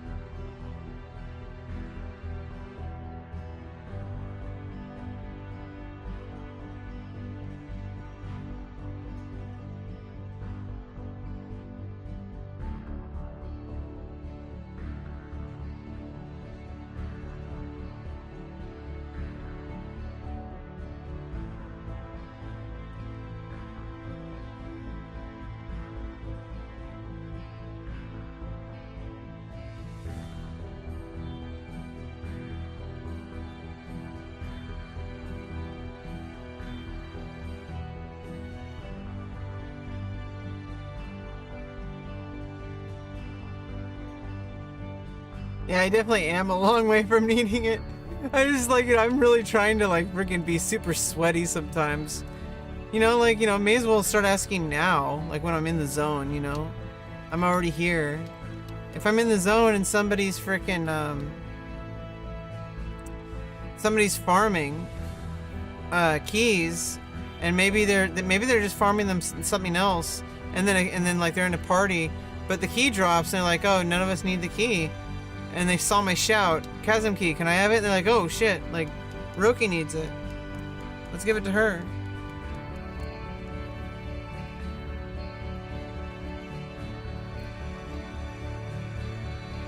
And they have that exact conversation.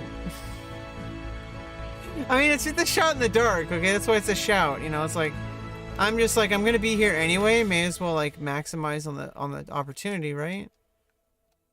Because I'm gonna be here like leveling up.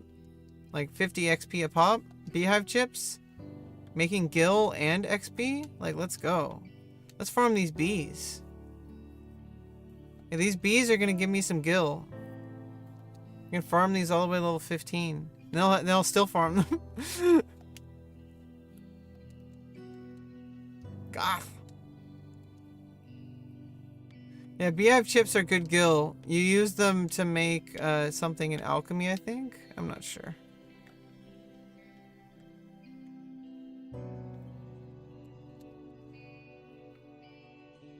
I mean, obviously gotta kill the Yagado.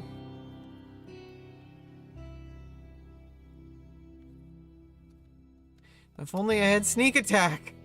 They should give you sneak attack at like level 10. That would make Dunes way better. It makes sense. It makes more sense to have it at 10 than 12, and it definitely makes sense to have it at one of those two rather than level 15. You have to wait till, oh shit, these aggro. Uh-oh. I might die. Let's go. Never mind, they're level 3 and level 10.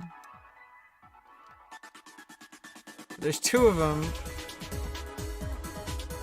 This one's almost dead. Okay. So I gotta kill these 2. They also drop stuff, and they do give XP. Which is good, obviously.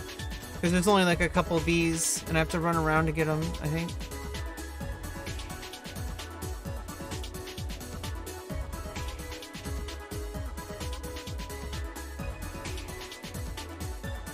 This one's level 5. I got level 3 first.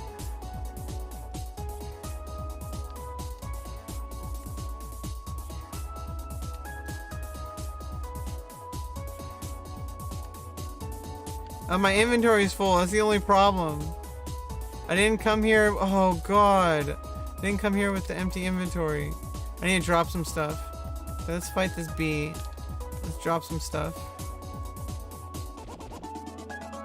Freaking insect wings. Okay. You know, there's no crawlers in here.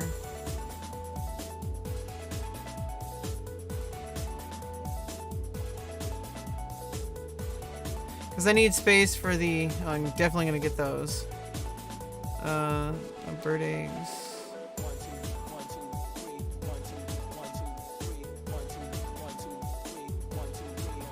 Drop those. Not the stack. The Rob tails, they sell for like 40 gil. Drop those fuckers.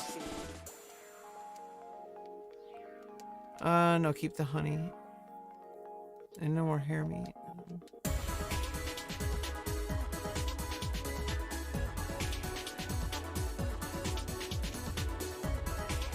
There we go. I dropped everything that I could. And I have plenty of inventory now. And I got 21 out of 30. So now we can farm. We're gonna get water crystals. And wind crystals.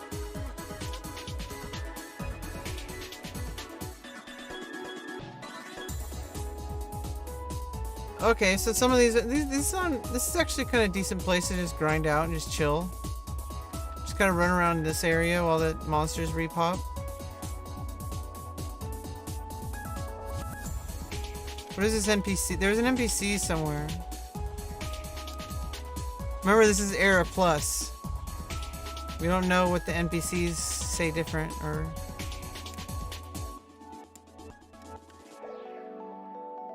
Could go into the tunnel. Let's go.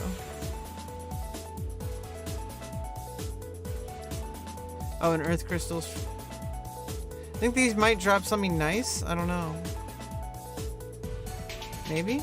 They aggro. Fine, they're low level. Yeah, as you get higher level, it's like the fear leaves you, and it becomes more of a chore.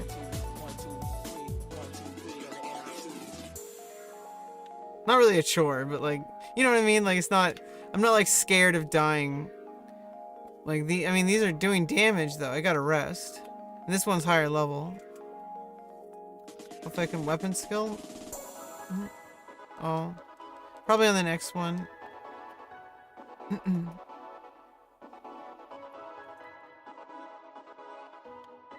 Oh, there's a notorious monster. I can't beat that one.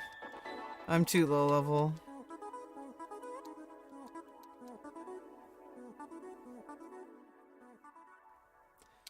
I'm gonna get to level 11 pretty soon.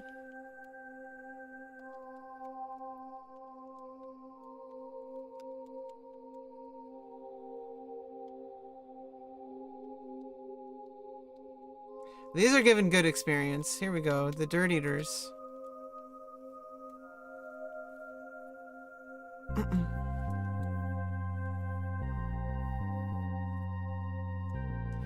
I'm finding all the secrets. We got a Gideus camp here. Just going through the tunnels, killing the Dirt Eaters. Perfect at level 10.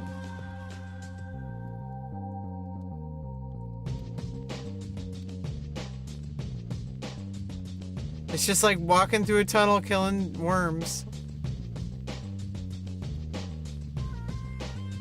It looks like my Mithra tail. Like a bigger version of my Mithra tail. Am I related to these? Oh no. Well, I mean, Mithra do live here. Oh shit. No, they originally came from an island. Maybe so did the... Oh. Can't go that direction. Definitely not. Let's rest. Then we're gonna go back to the start. Go back to the start!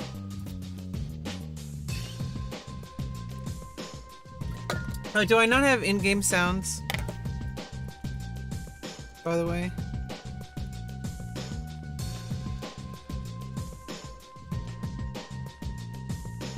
No, so I need to...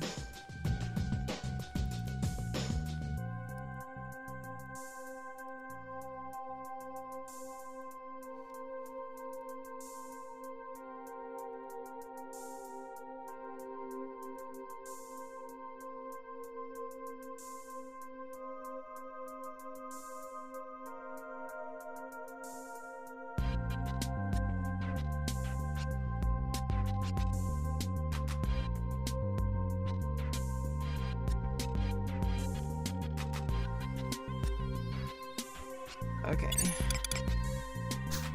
Let's go!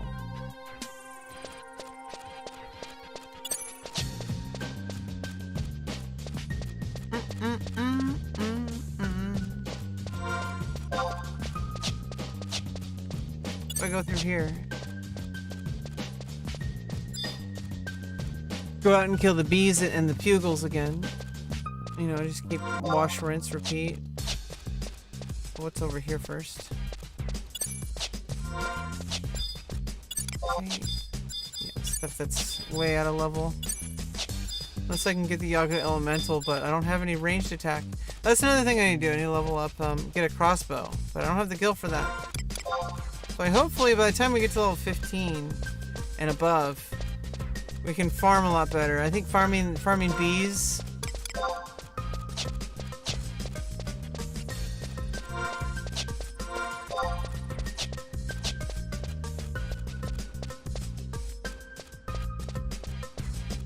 and the worms, and the pugils, and the earlier Yakuto. The other ones up there are a little bit higher level. Just a little bit.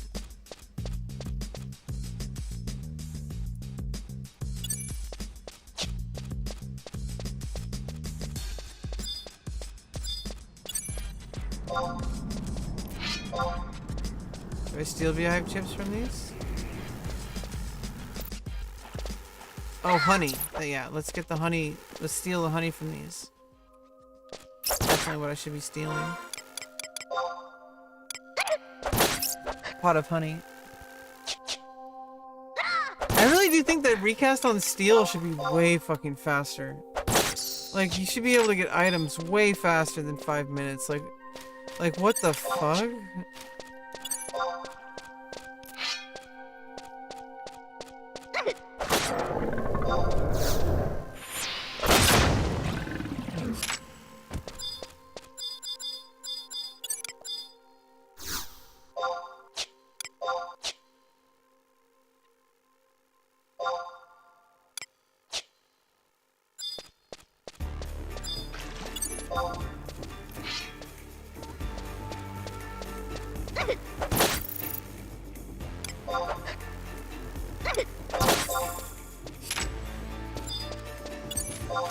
Might be able to team up and we can take on the higher level monsters.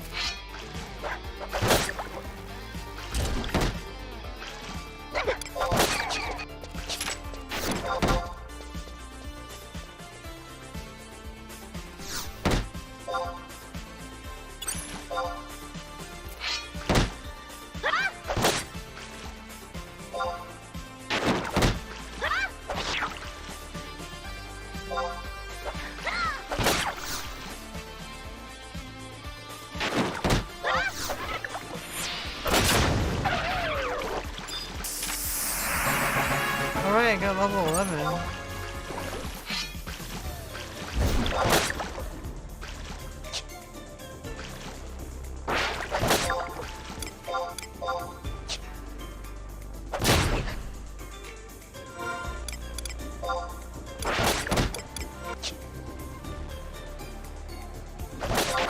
Alright, he joined our party.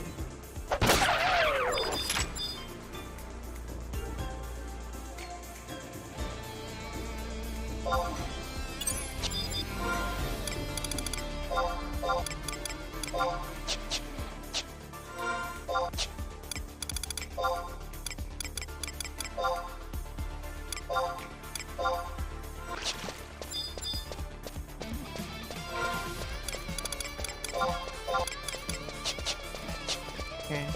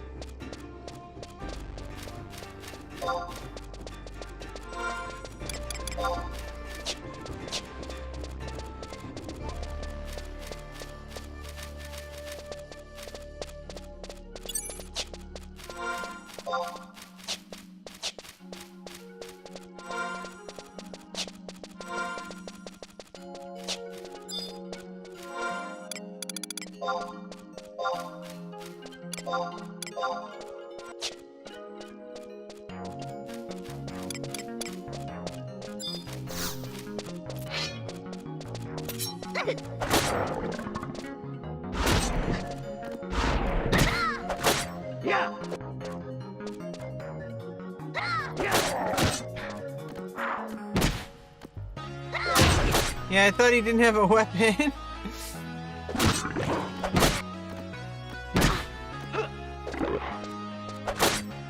Yeah, eventually they're gonna add trusts, which I'm actually really happy about. I'm actually gonna tell my friend, MBK player, I'm gonna tell him about it.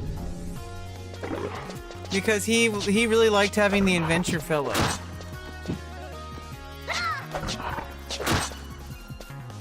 And maybe that'll convince him to come over here. Yeah.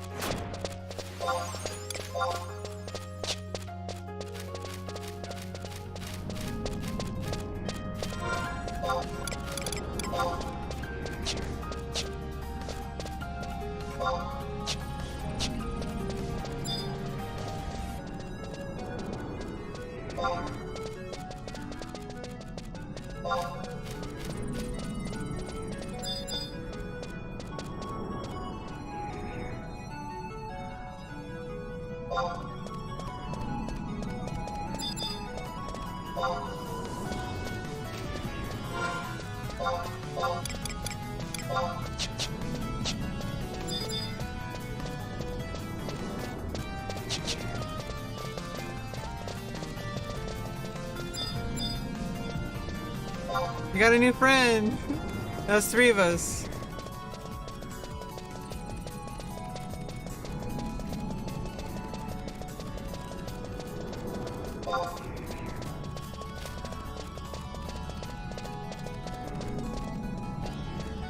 Now we got a white mage, so we got our healer. 2 thieves and a white mage. 2 thieves and a white mage!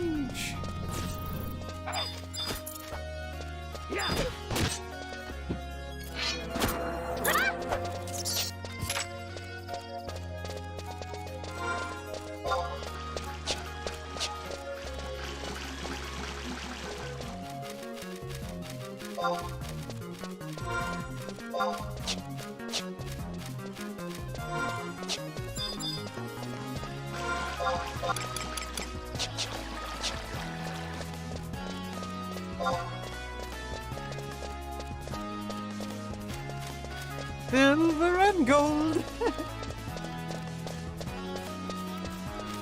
Yeah, it is too high level, I believe. Yeah, we got a white mage, got a healer. 2 thieves and a white mage!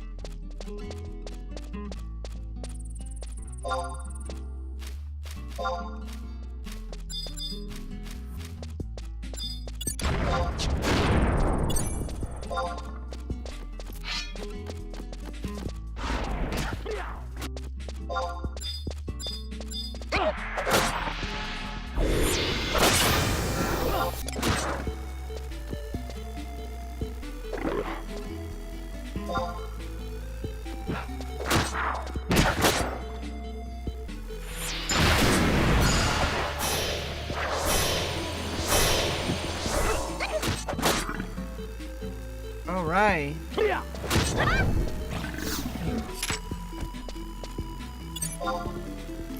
At least it's gonna be. We're gonna survive easier.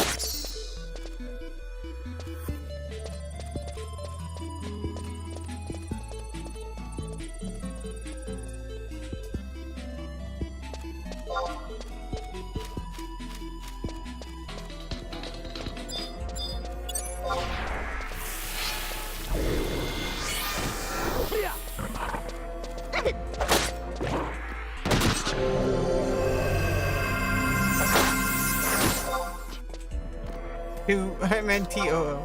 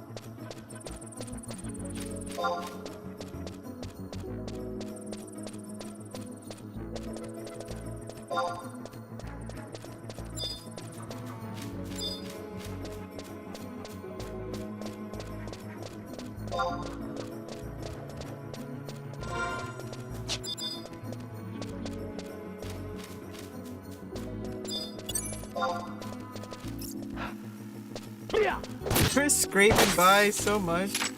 16 XP.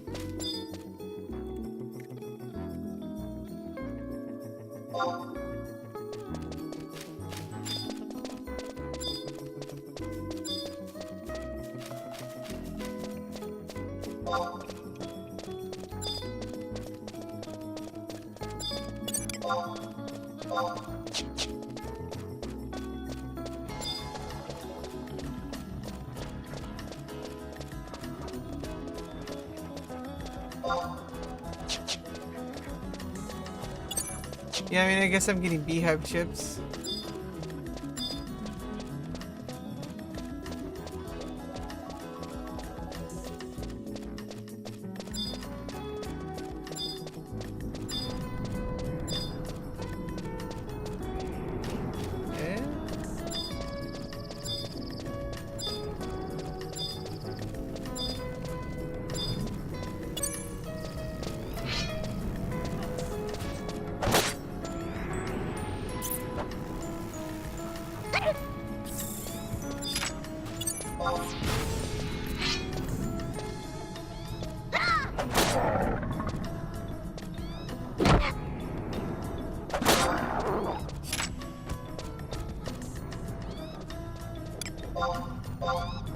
Oh yeah, I think he means Tarongi.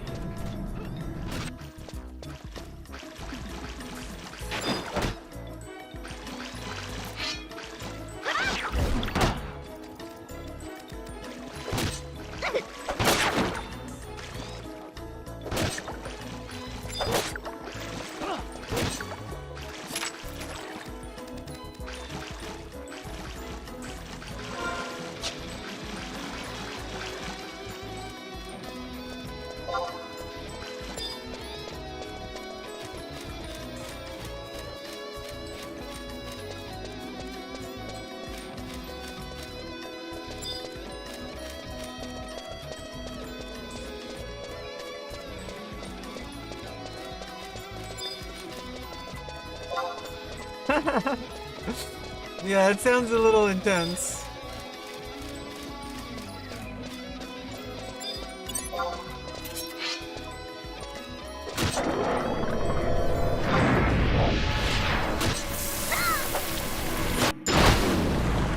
Yeah, so we may as well just keep farming here even though it's low XP. We're getting Gil and we need Yagado necklaces. For fame for Semi. But honestly I think it might be easier doing zinc ore.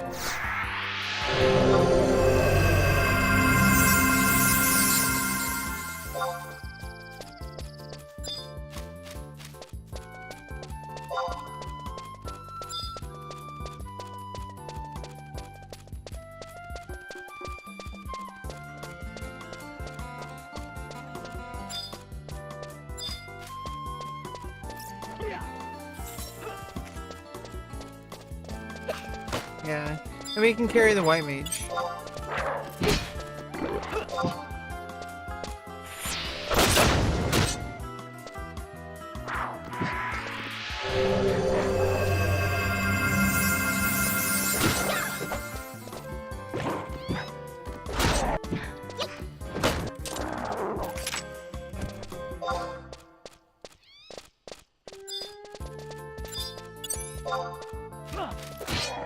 Hopefully, looks like we're making some new friends.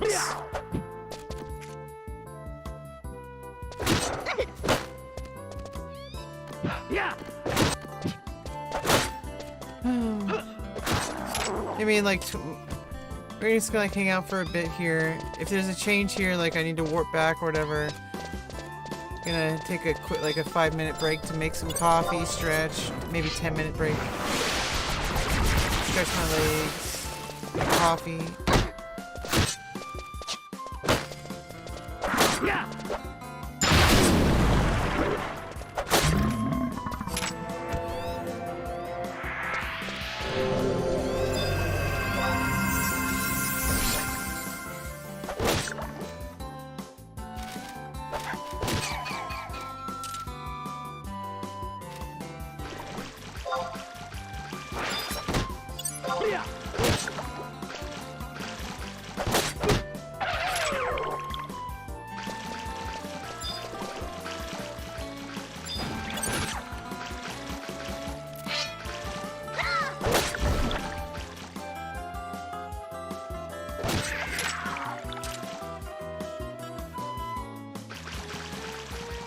This Gath is also showing me the farming path.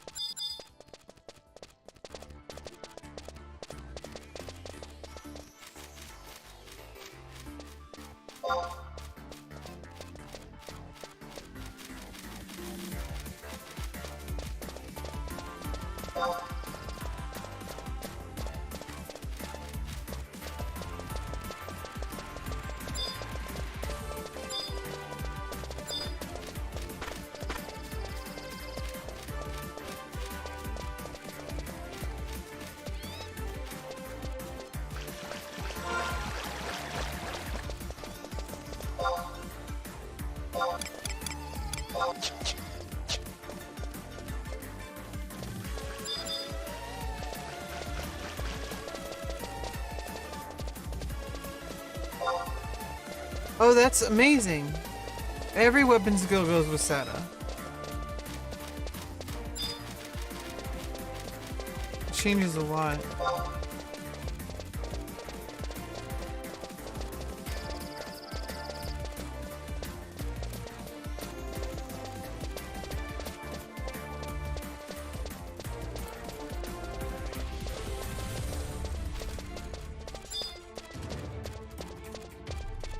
Okay, so elemental weapon skills also get activated by sneak attack. That's freaking awesome. So we need to switch to a dagger as soon as we go back to town and get Gil.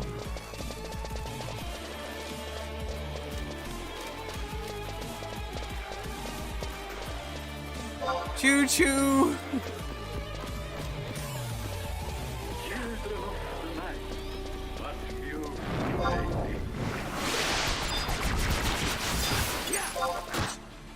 There's an IT here!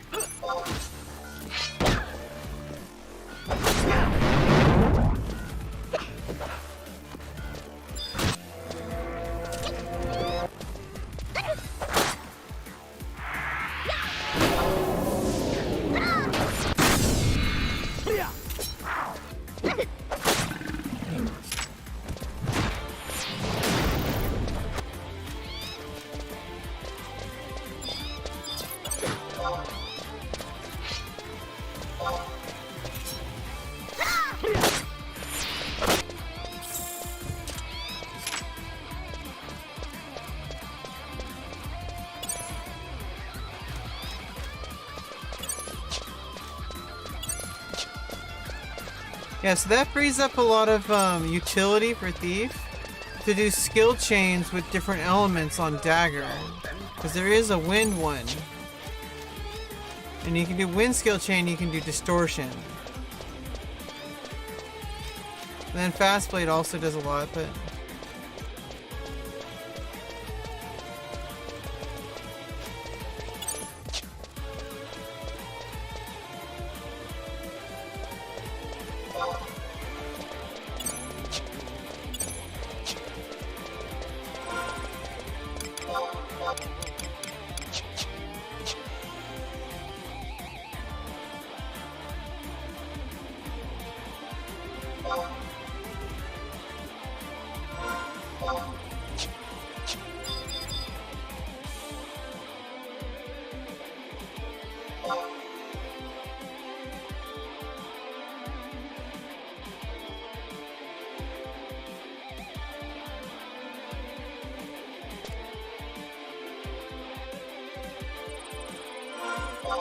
Okay, we're gonna go to Harutoto.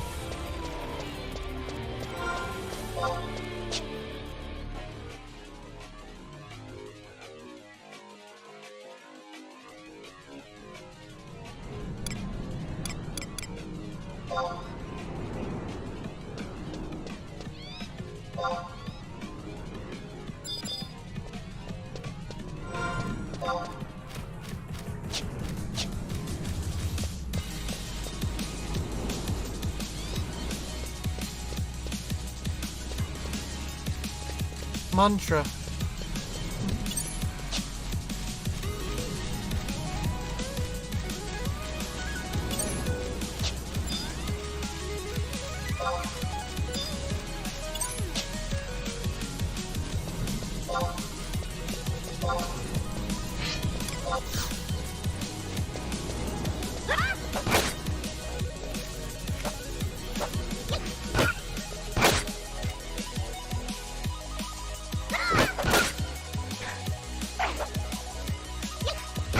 We made a white mage friend.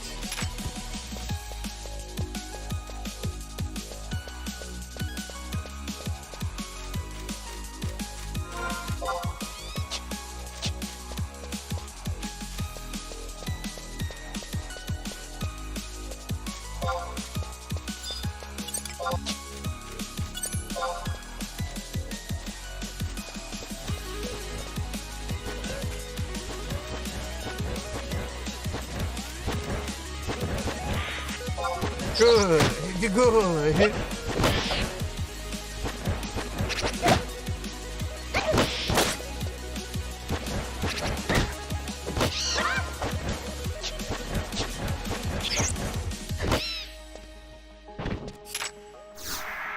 Get a little pocket healer.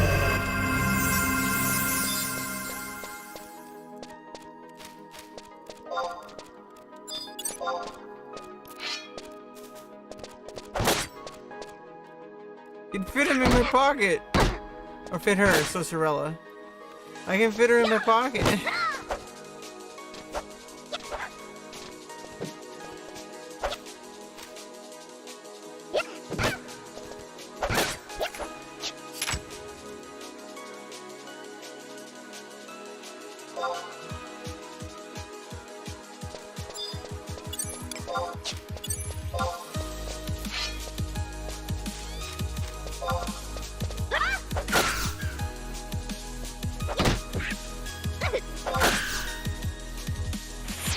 Crawlers and bees.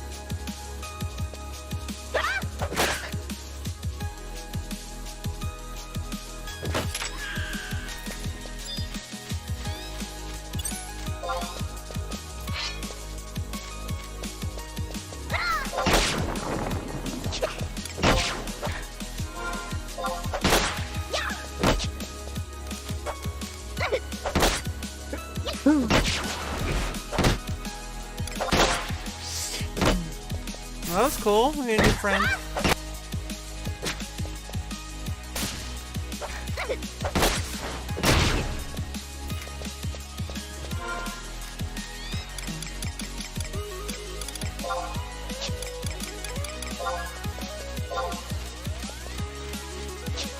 Need to get her to level 10.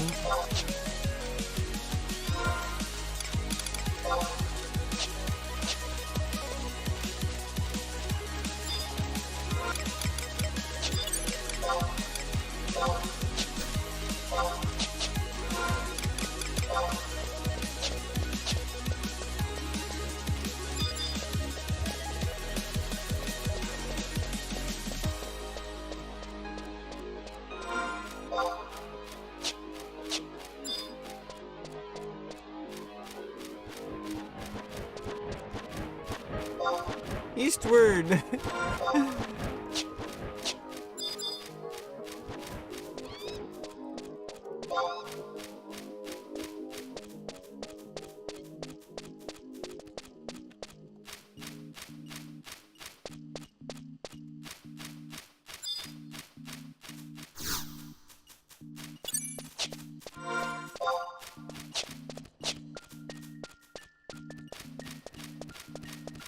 I was gonna make some eggs and oatmeal a bit later. Probably once we get there, or...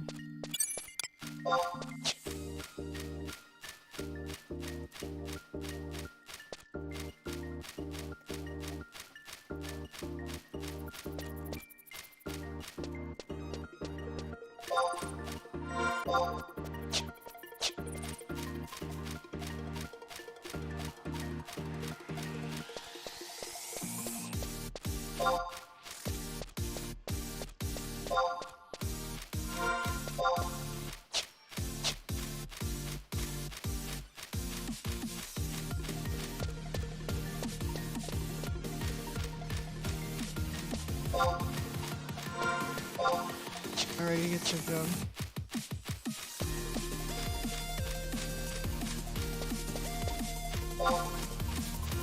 Yeah, I'm gonna be playing for like maybe an hour or two, and then I'm gonna end the stream.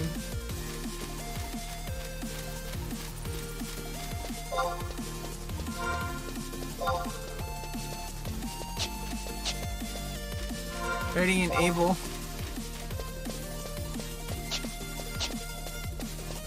True.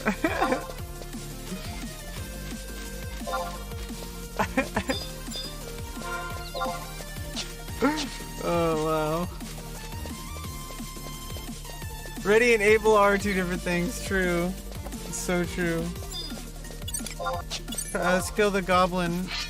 It's a goblin digger.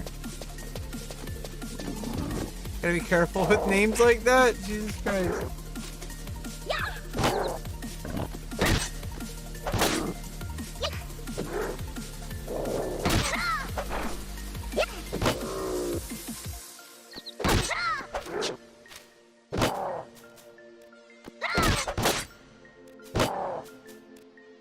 Gotta be really careful with pronunciation, okay? Try not to even say it out loud.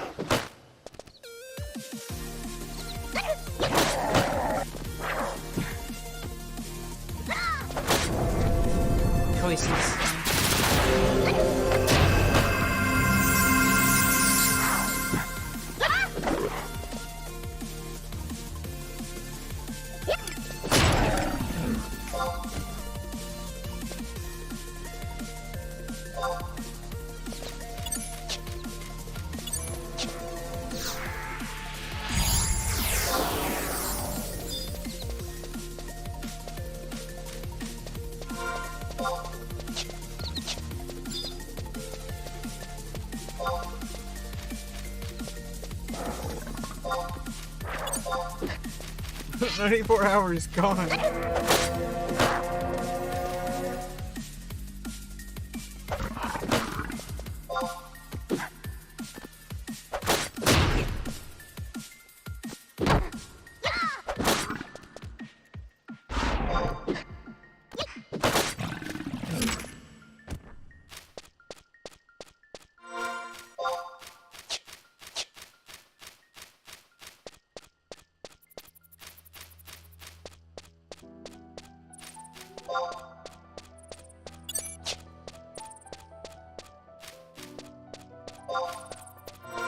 I'm the most hardcore player. It's super hardcore.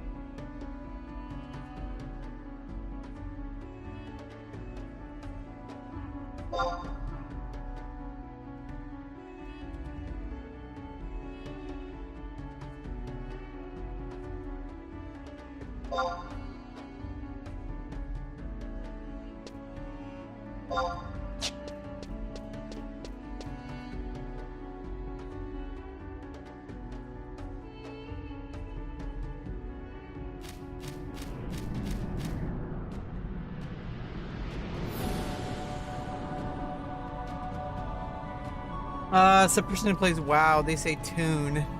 I just say character or char.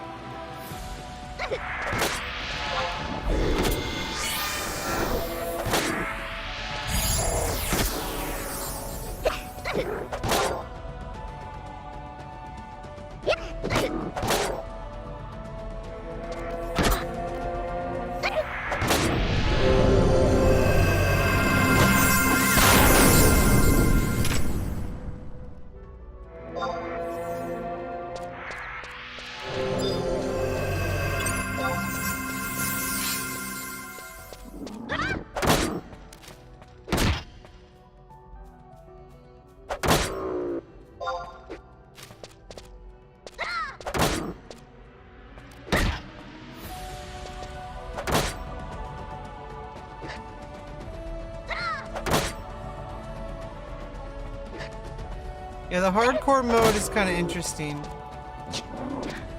It's like you can always attempt it. You don't have to. You don't have to do it. It gives you cut.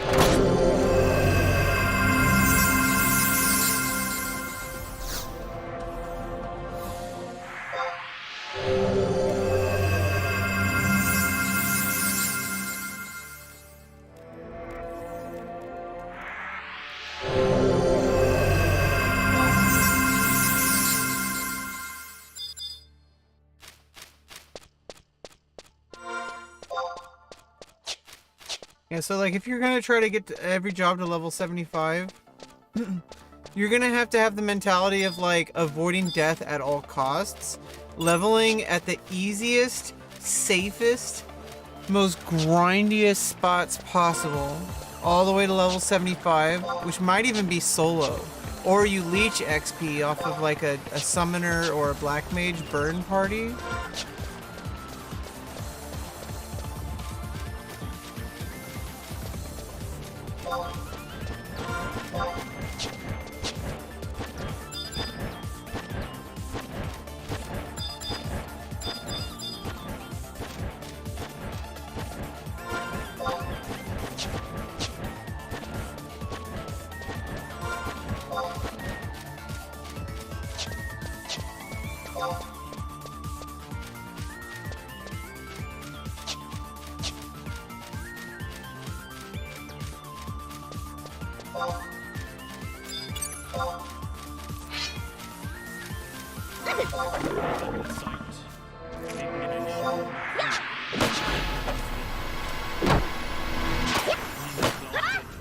Dass es in Zukunft zu einer Bedrohung kommt.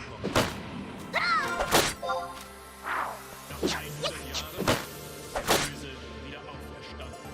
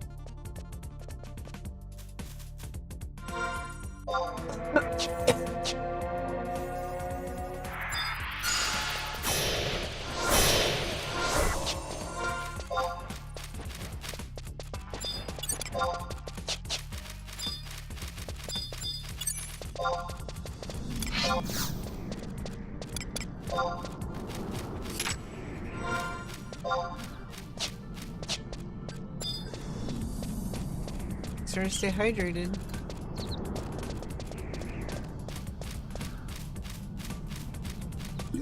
Buduma? Bulma? Bulma's Boomers? No, it's Booma's Boomers. I'm best of the West recruit.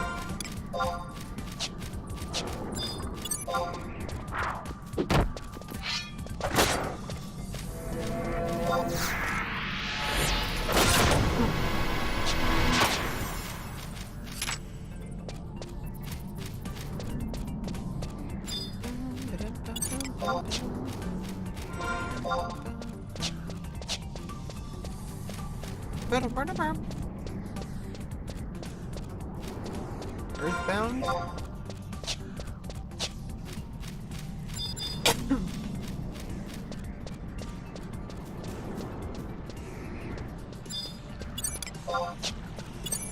Hey, what's up, Blake? How you doing?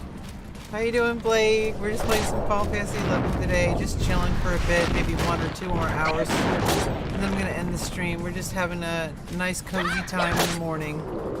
Coffee soon, again, and then something to eat, and just more kind of leveling up for a few hours. Then I got work to do.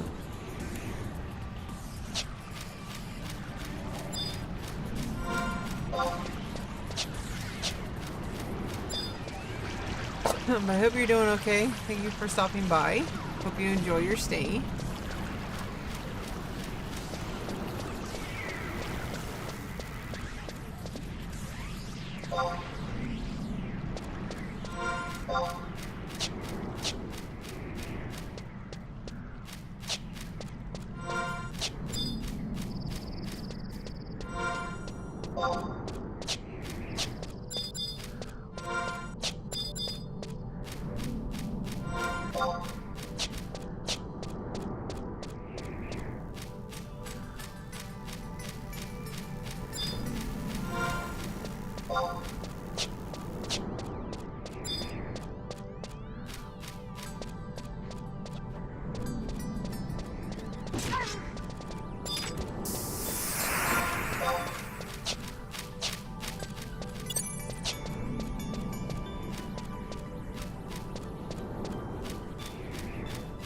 Oh, you're getting more equipment in the mail? That sounds exciting. New condition? Jeez.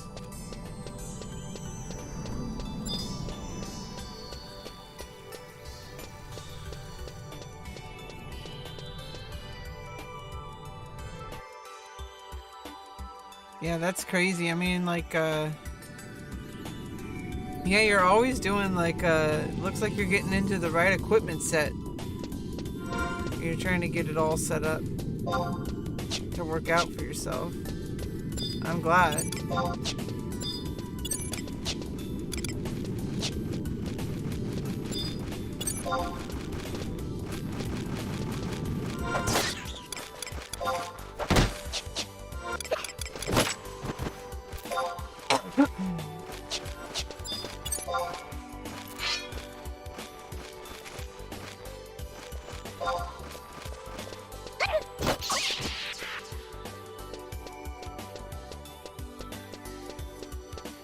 Oh no, that sucks, Blake.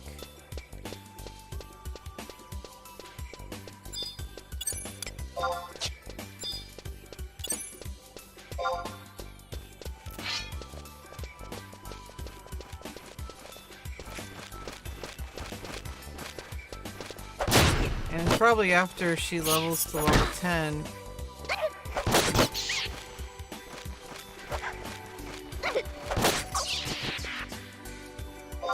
Okay, then coffee break.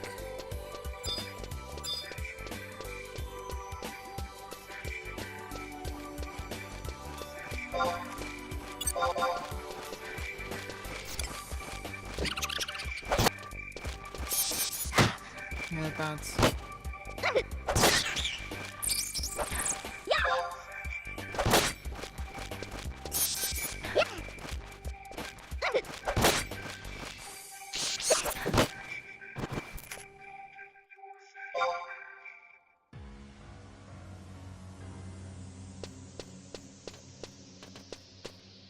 Well, that's good.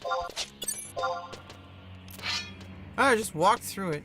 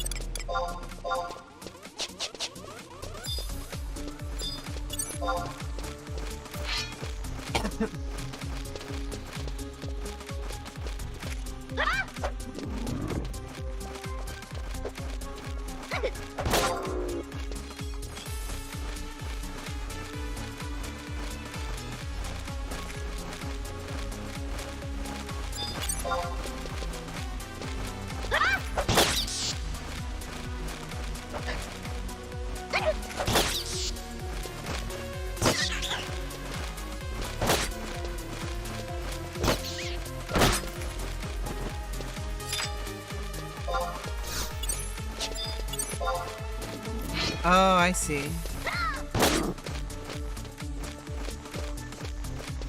Oh god, yeah, 2 terabytes?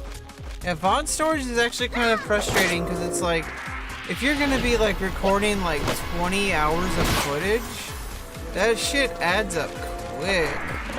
So it's like, only gotta trim down parts of the VODs and then download the parts that you want to use for editing only. It's part of the editing process. You just gotta go in, you gotta clip only the parts that you want to actually use for your final YouTube edit or whatever. I don't know. That's kind of what I think about it. Like, do the VODs and keep them stored on the cloud, like on YouTube. Like if you multi-stream to YouTube, or if you just put your VODs up on YouTube and then delete them as soon as you need free space.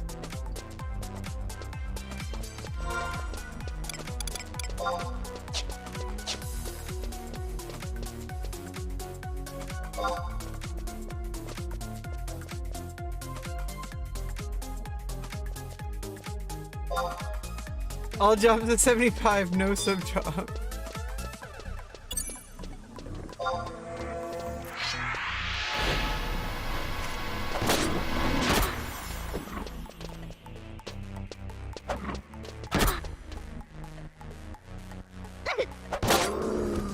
Naked except weapon.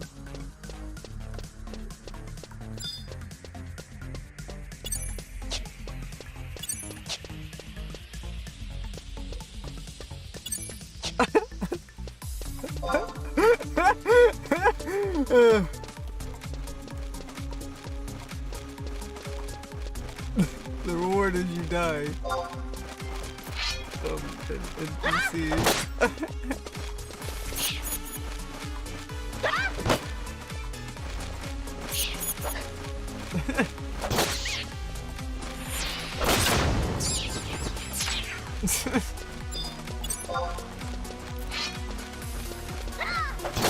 All jobs 75. No sub job, no gear except for weapons.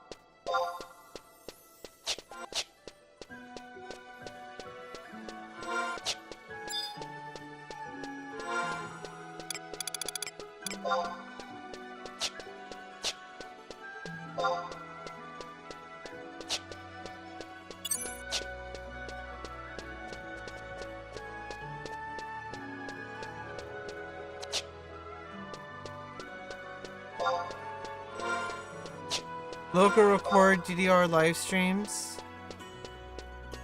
Oh, okay, I see what you're saying. Yeah, get the highlight moments. Yeah, you could, for that specific game, yeah. I guess that works out.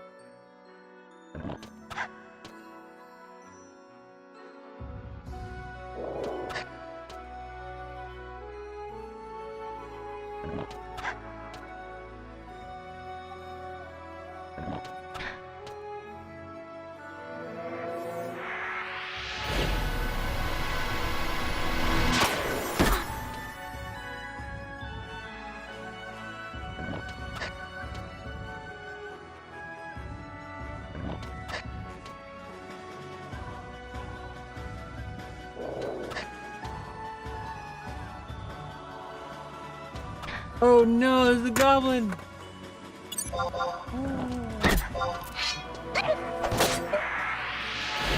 Oh no, there's a goblin! 2 goblins. Kill them both. Oh my god, Blake, you almost saw me die.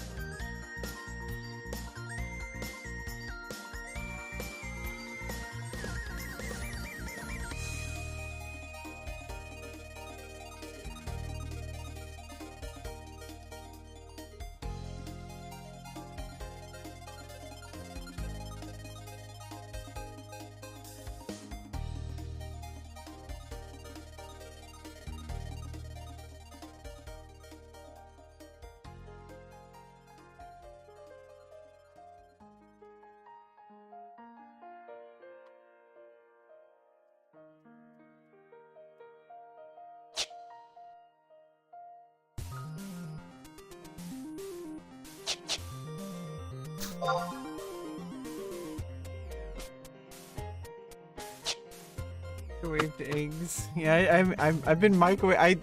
This is the second time I'm eating microwaved eggs.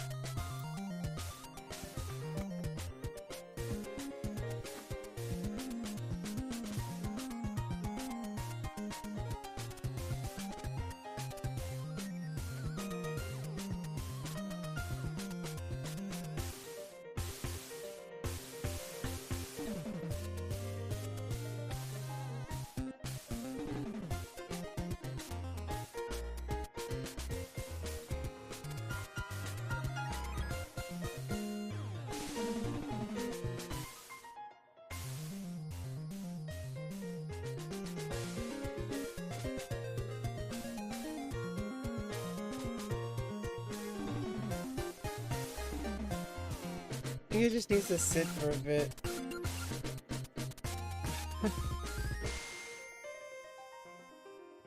It's really hot, and also the oatmeal is all watery, but in a few minutes it won't be. Just didn't want to overcook it. So it'll set in a minute as I drink my coffee. Okay, we're good to go. We're good to go.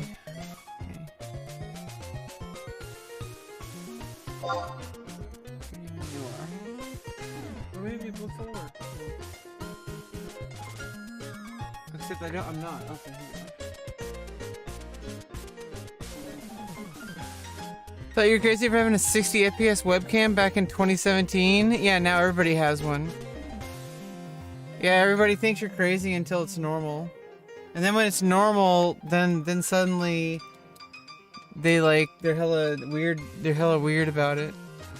To you, at least.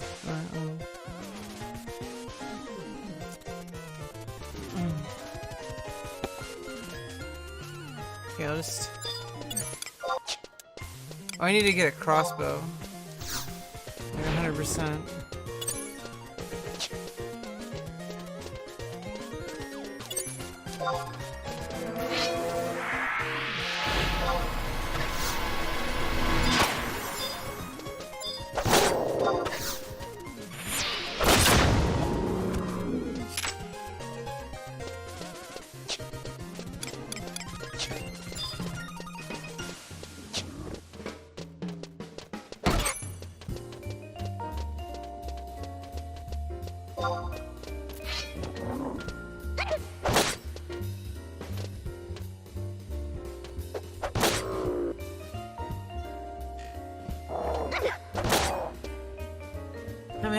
I'm having lunch with my friend Sorcerella.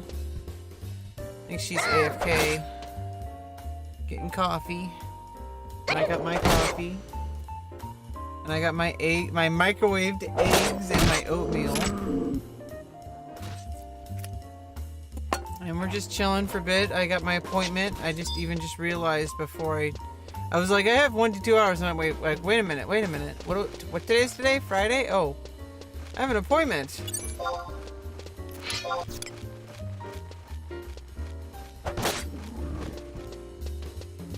So I have an appointment in about 30 minutes. So we're gonna leave in about 20 minutes. So right now we're just kind of killing these goblins.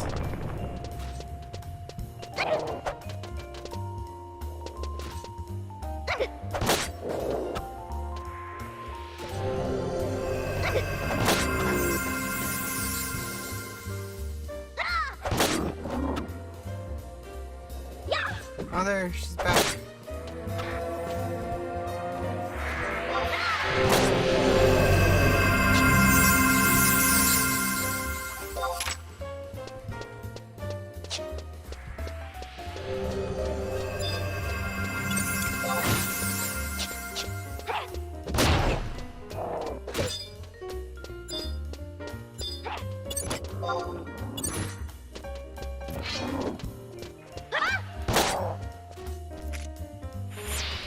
Yeah, we're definitely gonna do better than the white mage is. So I think Sorcerella is gonna be really happy. Get all this XP.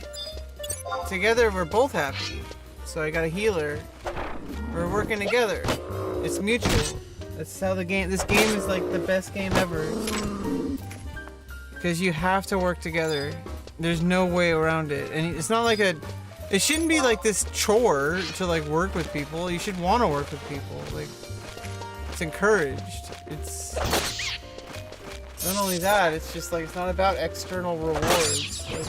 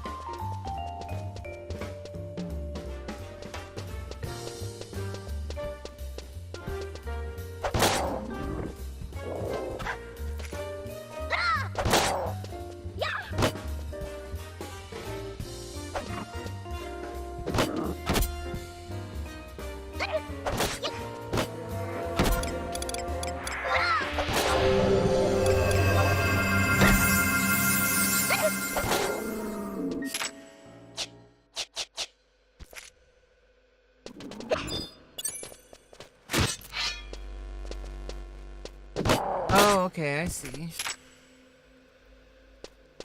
Yeah, that makes sense.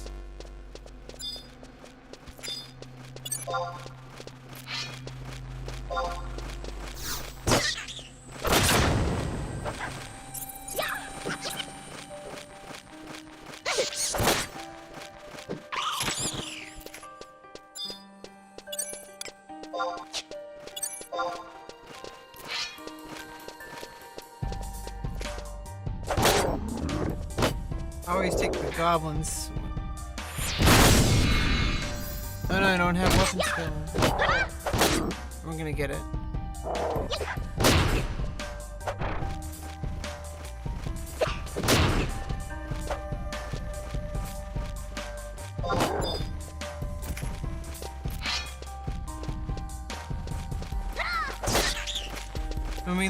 When she gets level 10, we're gonna level sync down to level 10.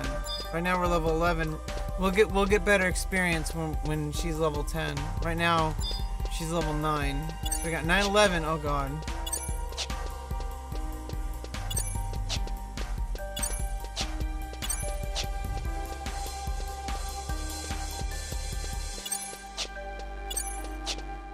Oh, we gotta wait for repops again.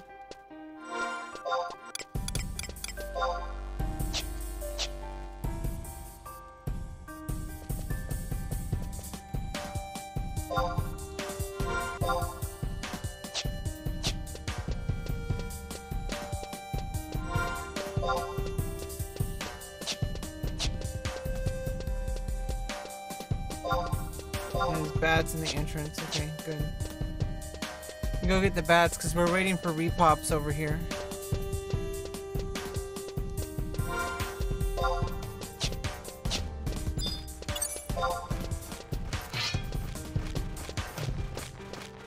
Get him!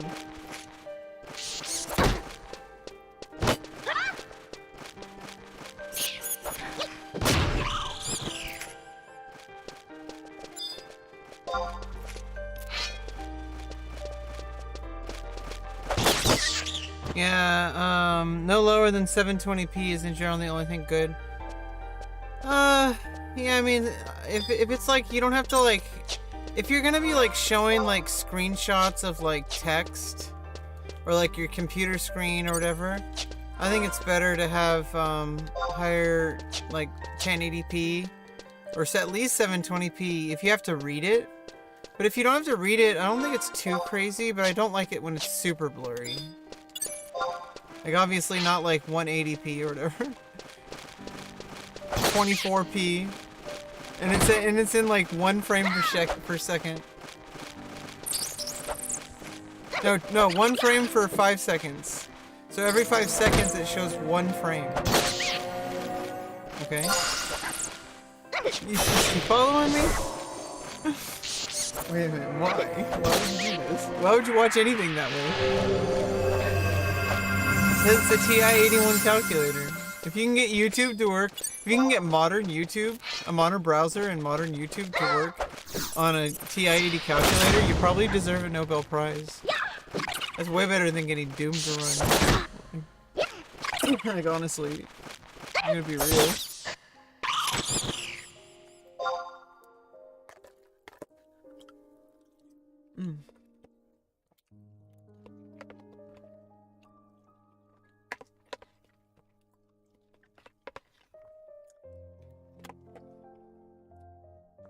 Well, I lost my spoon. I have to eat it later. My spoon fell into my oatmeal.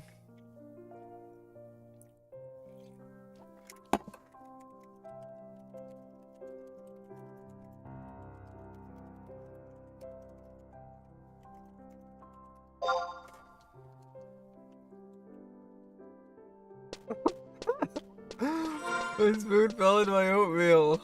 I'll eat it later.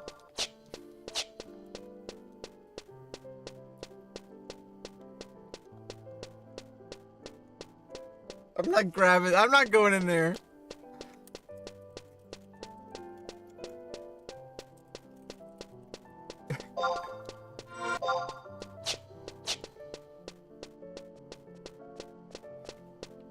Not into my oatmeal. Might just drink it.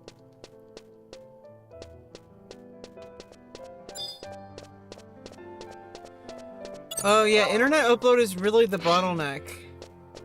That's really it. It's the internet upload speed. I got like 13 megabits a second upload speed or whatever. I don't know. 13 megabytes a second.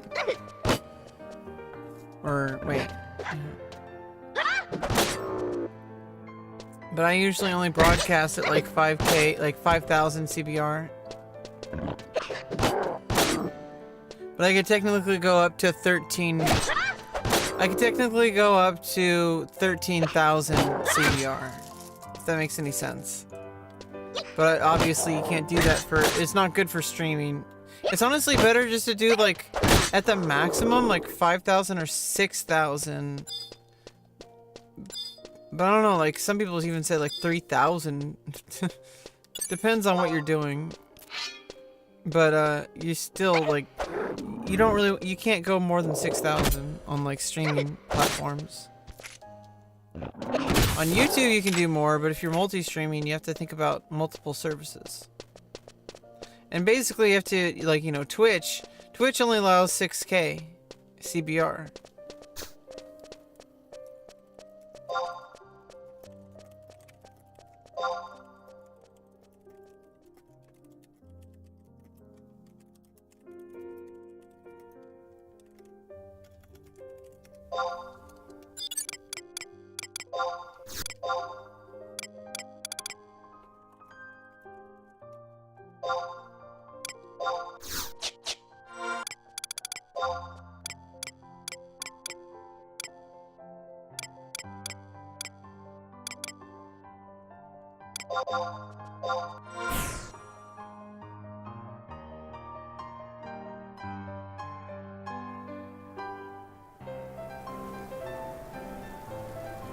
Oh, you can yeah, with 60 FPS, you can definitely like see the gameplay like at a completely different level on a YouTube experience.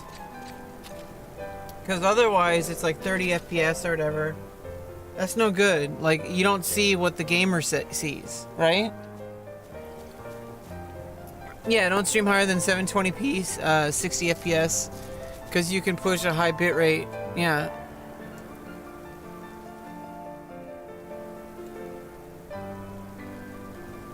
If you do 1080p, you can really. It's a bad experience for everyone. You know, just do 720. Like, why do you need to do 1080 for a stream, you know? Okay, we got a few things to do, then I gotta log out and we're gonna end the stream. Merry Christmas, filthy animal. Merry Christmas, you filthy animal. Okay, I need to go... I think to the delivery box.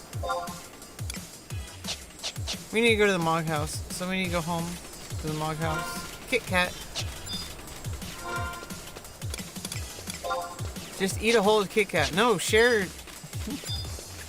At least pull them off and have the potential to share with someone later. But you might just eat it later. You don't have to eat the whole bite into the whole Kit Kat.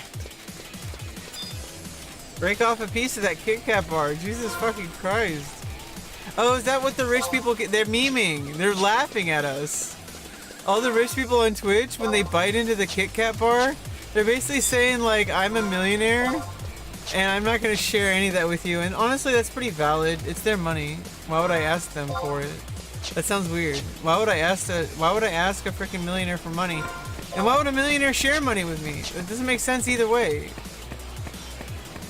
You don't understand, if you're a millionaire and you're famous, you have like tens of thousands of people asking you for money every day because they think that you're a bajillionaire. If you're a bajillionaire, that's different. Then you should be like giving everyone universal basic income or something like everyone, literally.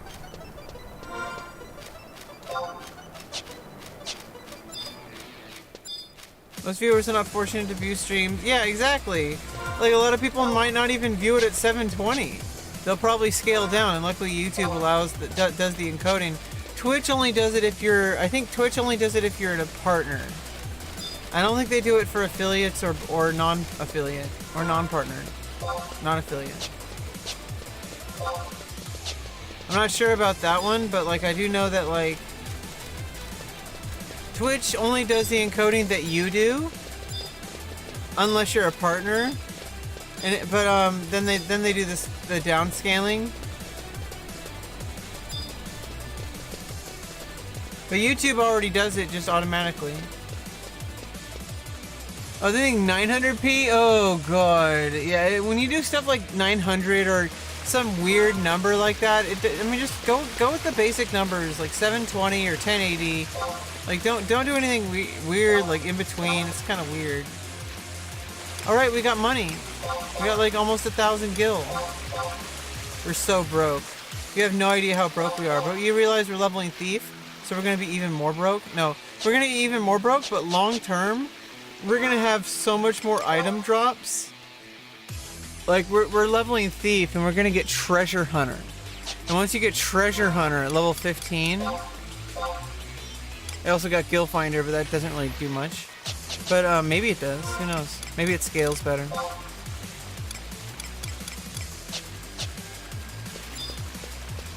Might need to sell my sword and get a dagger. I don't know. I need to keep a sword and hand-to-hand. I'm gonna always keep sword, hand-to-hand, and dagger. Always ready to go. I mean, luckily, eventually, as I unlock things, I get the Mog wardrobe. But besides that.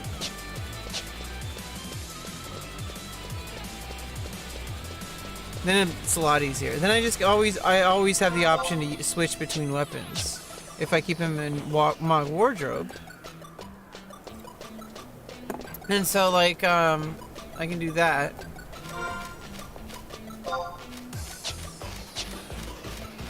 Leonardo. Petra. Sylvia. Marioni. Aru. Aru.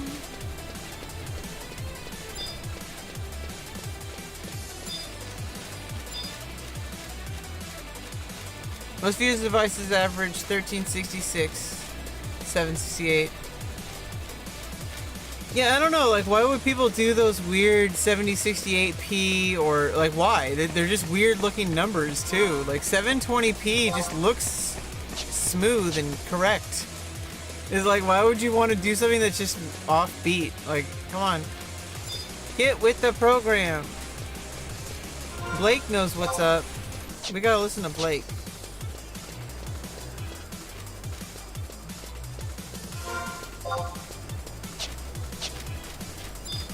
Jump.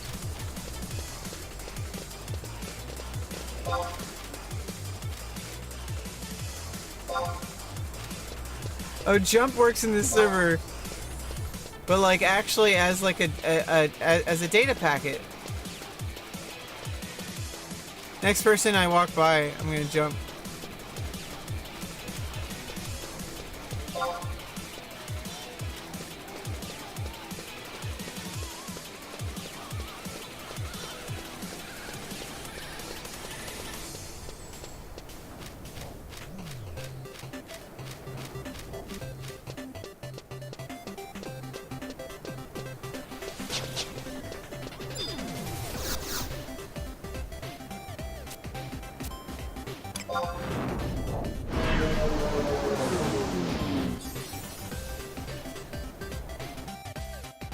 I really want to finish my oatmeal coffee, but the spoon is buried deep within the oatmeal. And so like, don't put it in the microwave.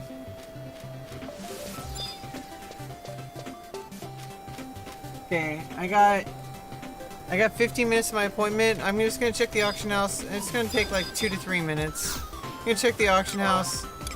Then I'm gonna like get Signet. Oh no, I'm just gonna log out after this.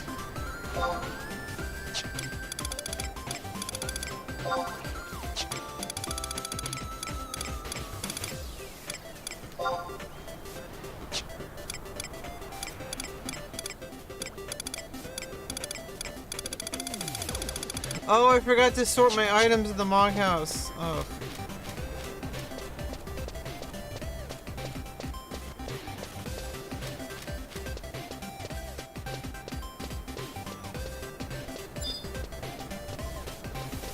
Let me check though. We're gonna do that when we get back. Okay.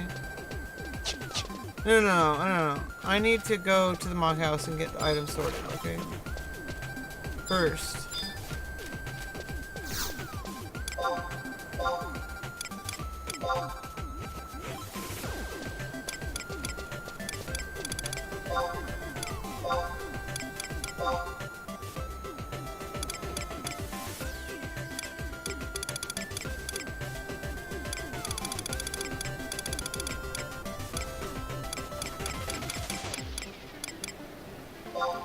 Blind knife +1, obviously.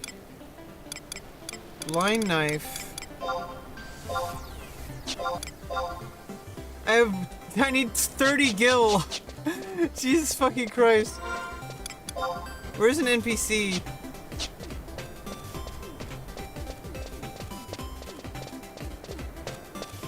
Royalty free Eurobeat.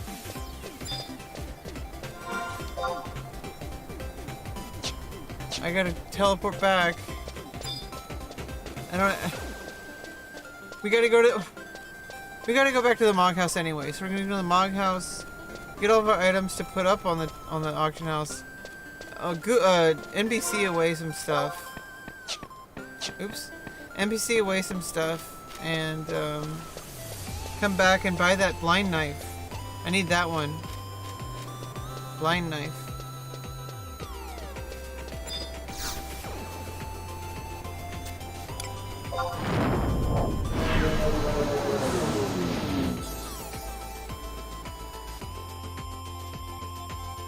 What is this, Guile theme?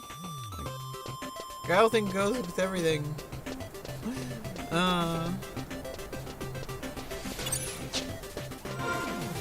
You know, no, what we're gonna do is we're literally just gonna go NPC.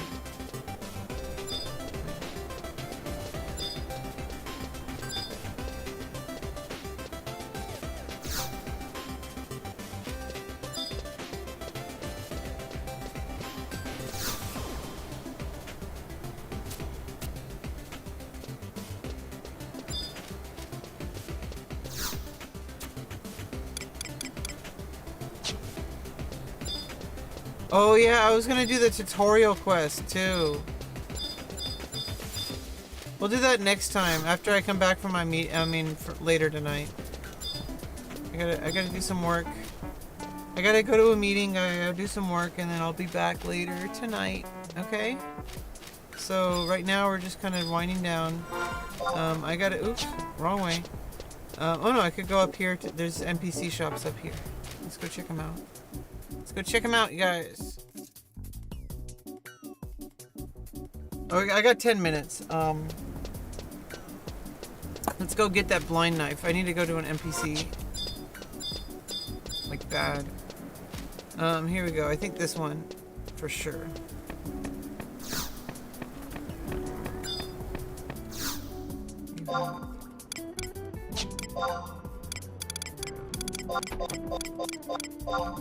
I have to sell some apple pies. All of them, actually.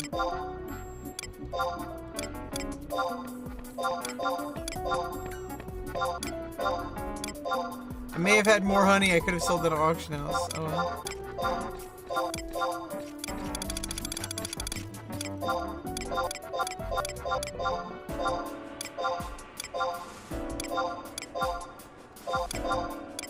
Nowadays? What do you mean? What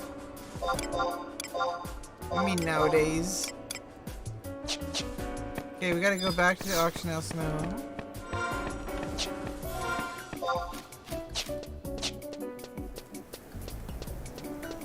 We can go get a blind knife. Let's go.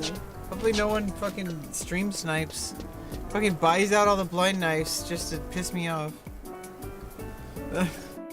Okay, I'm getting the spoon. Okay, my hands are a little dirty from oatmeal, but that's okay. Just let it drip off.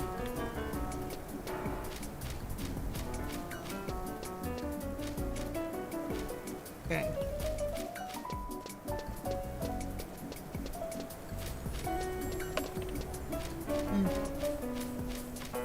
Whoops.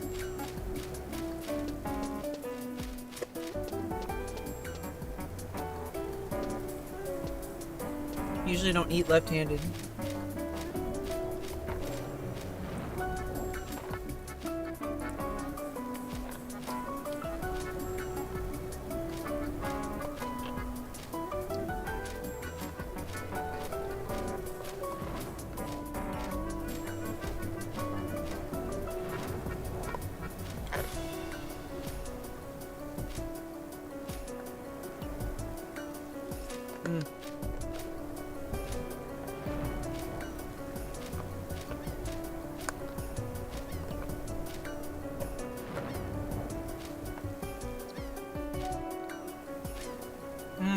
Some good gruel.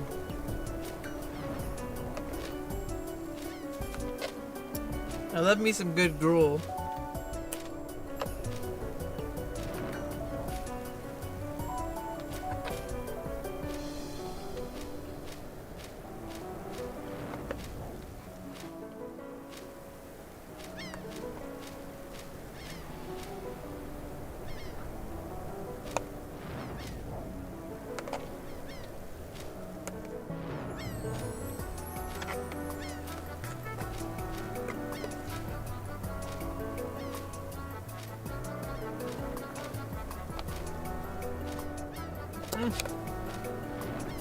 Okay, I gotta go, you guys. See ya.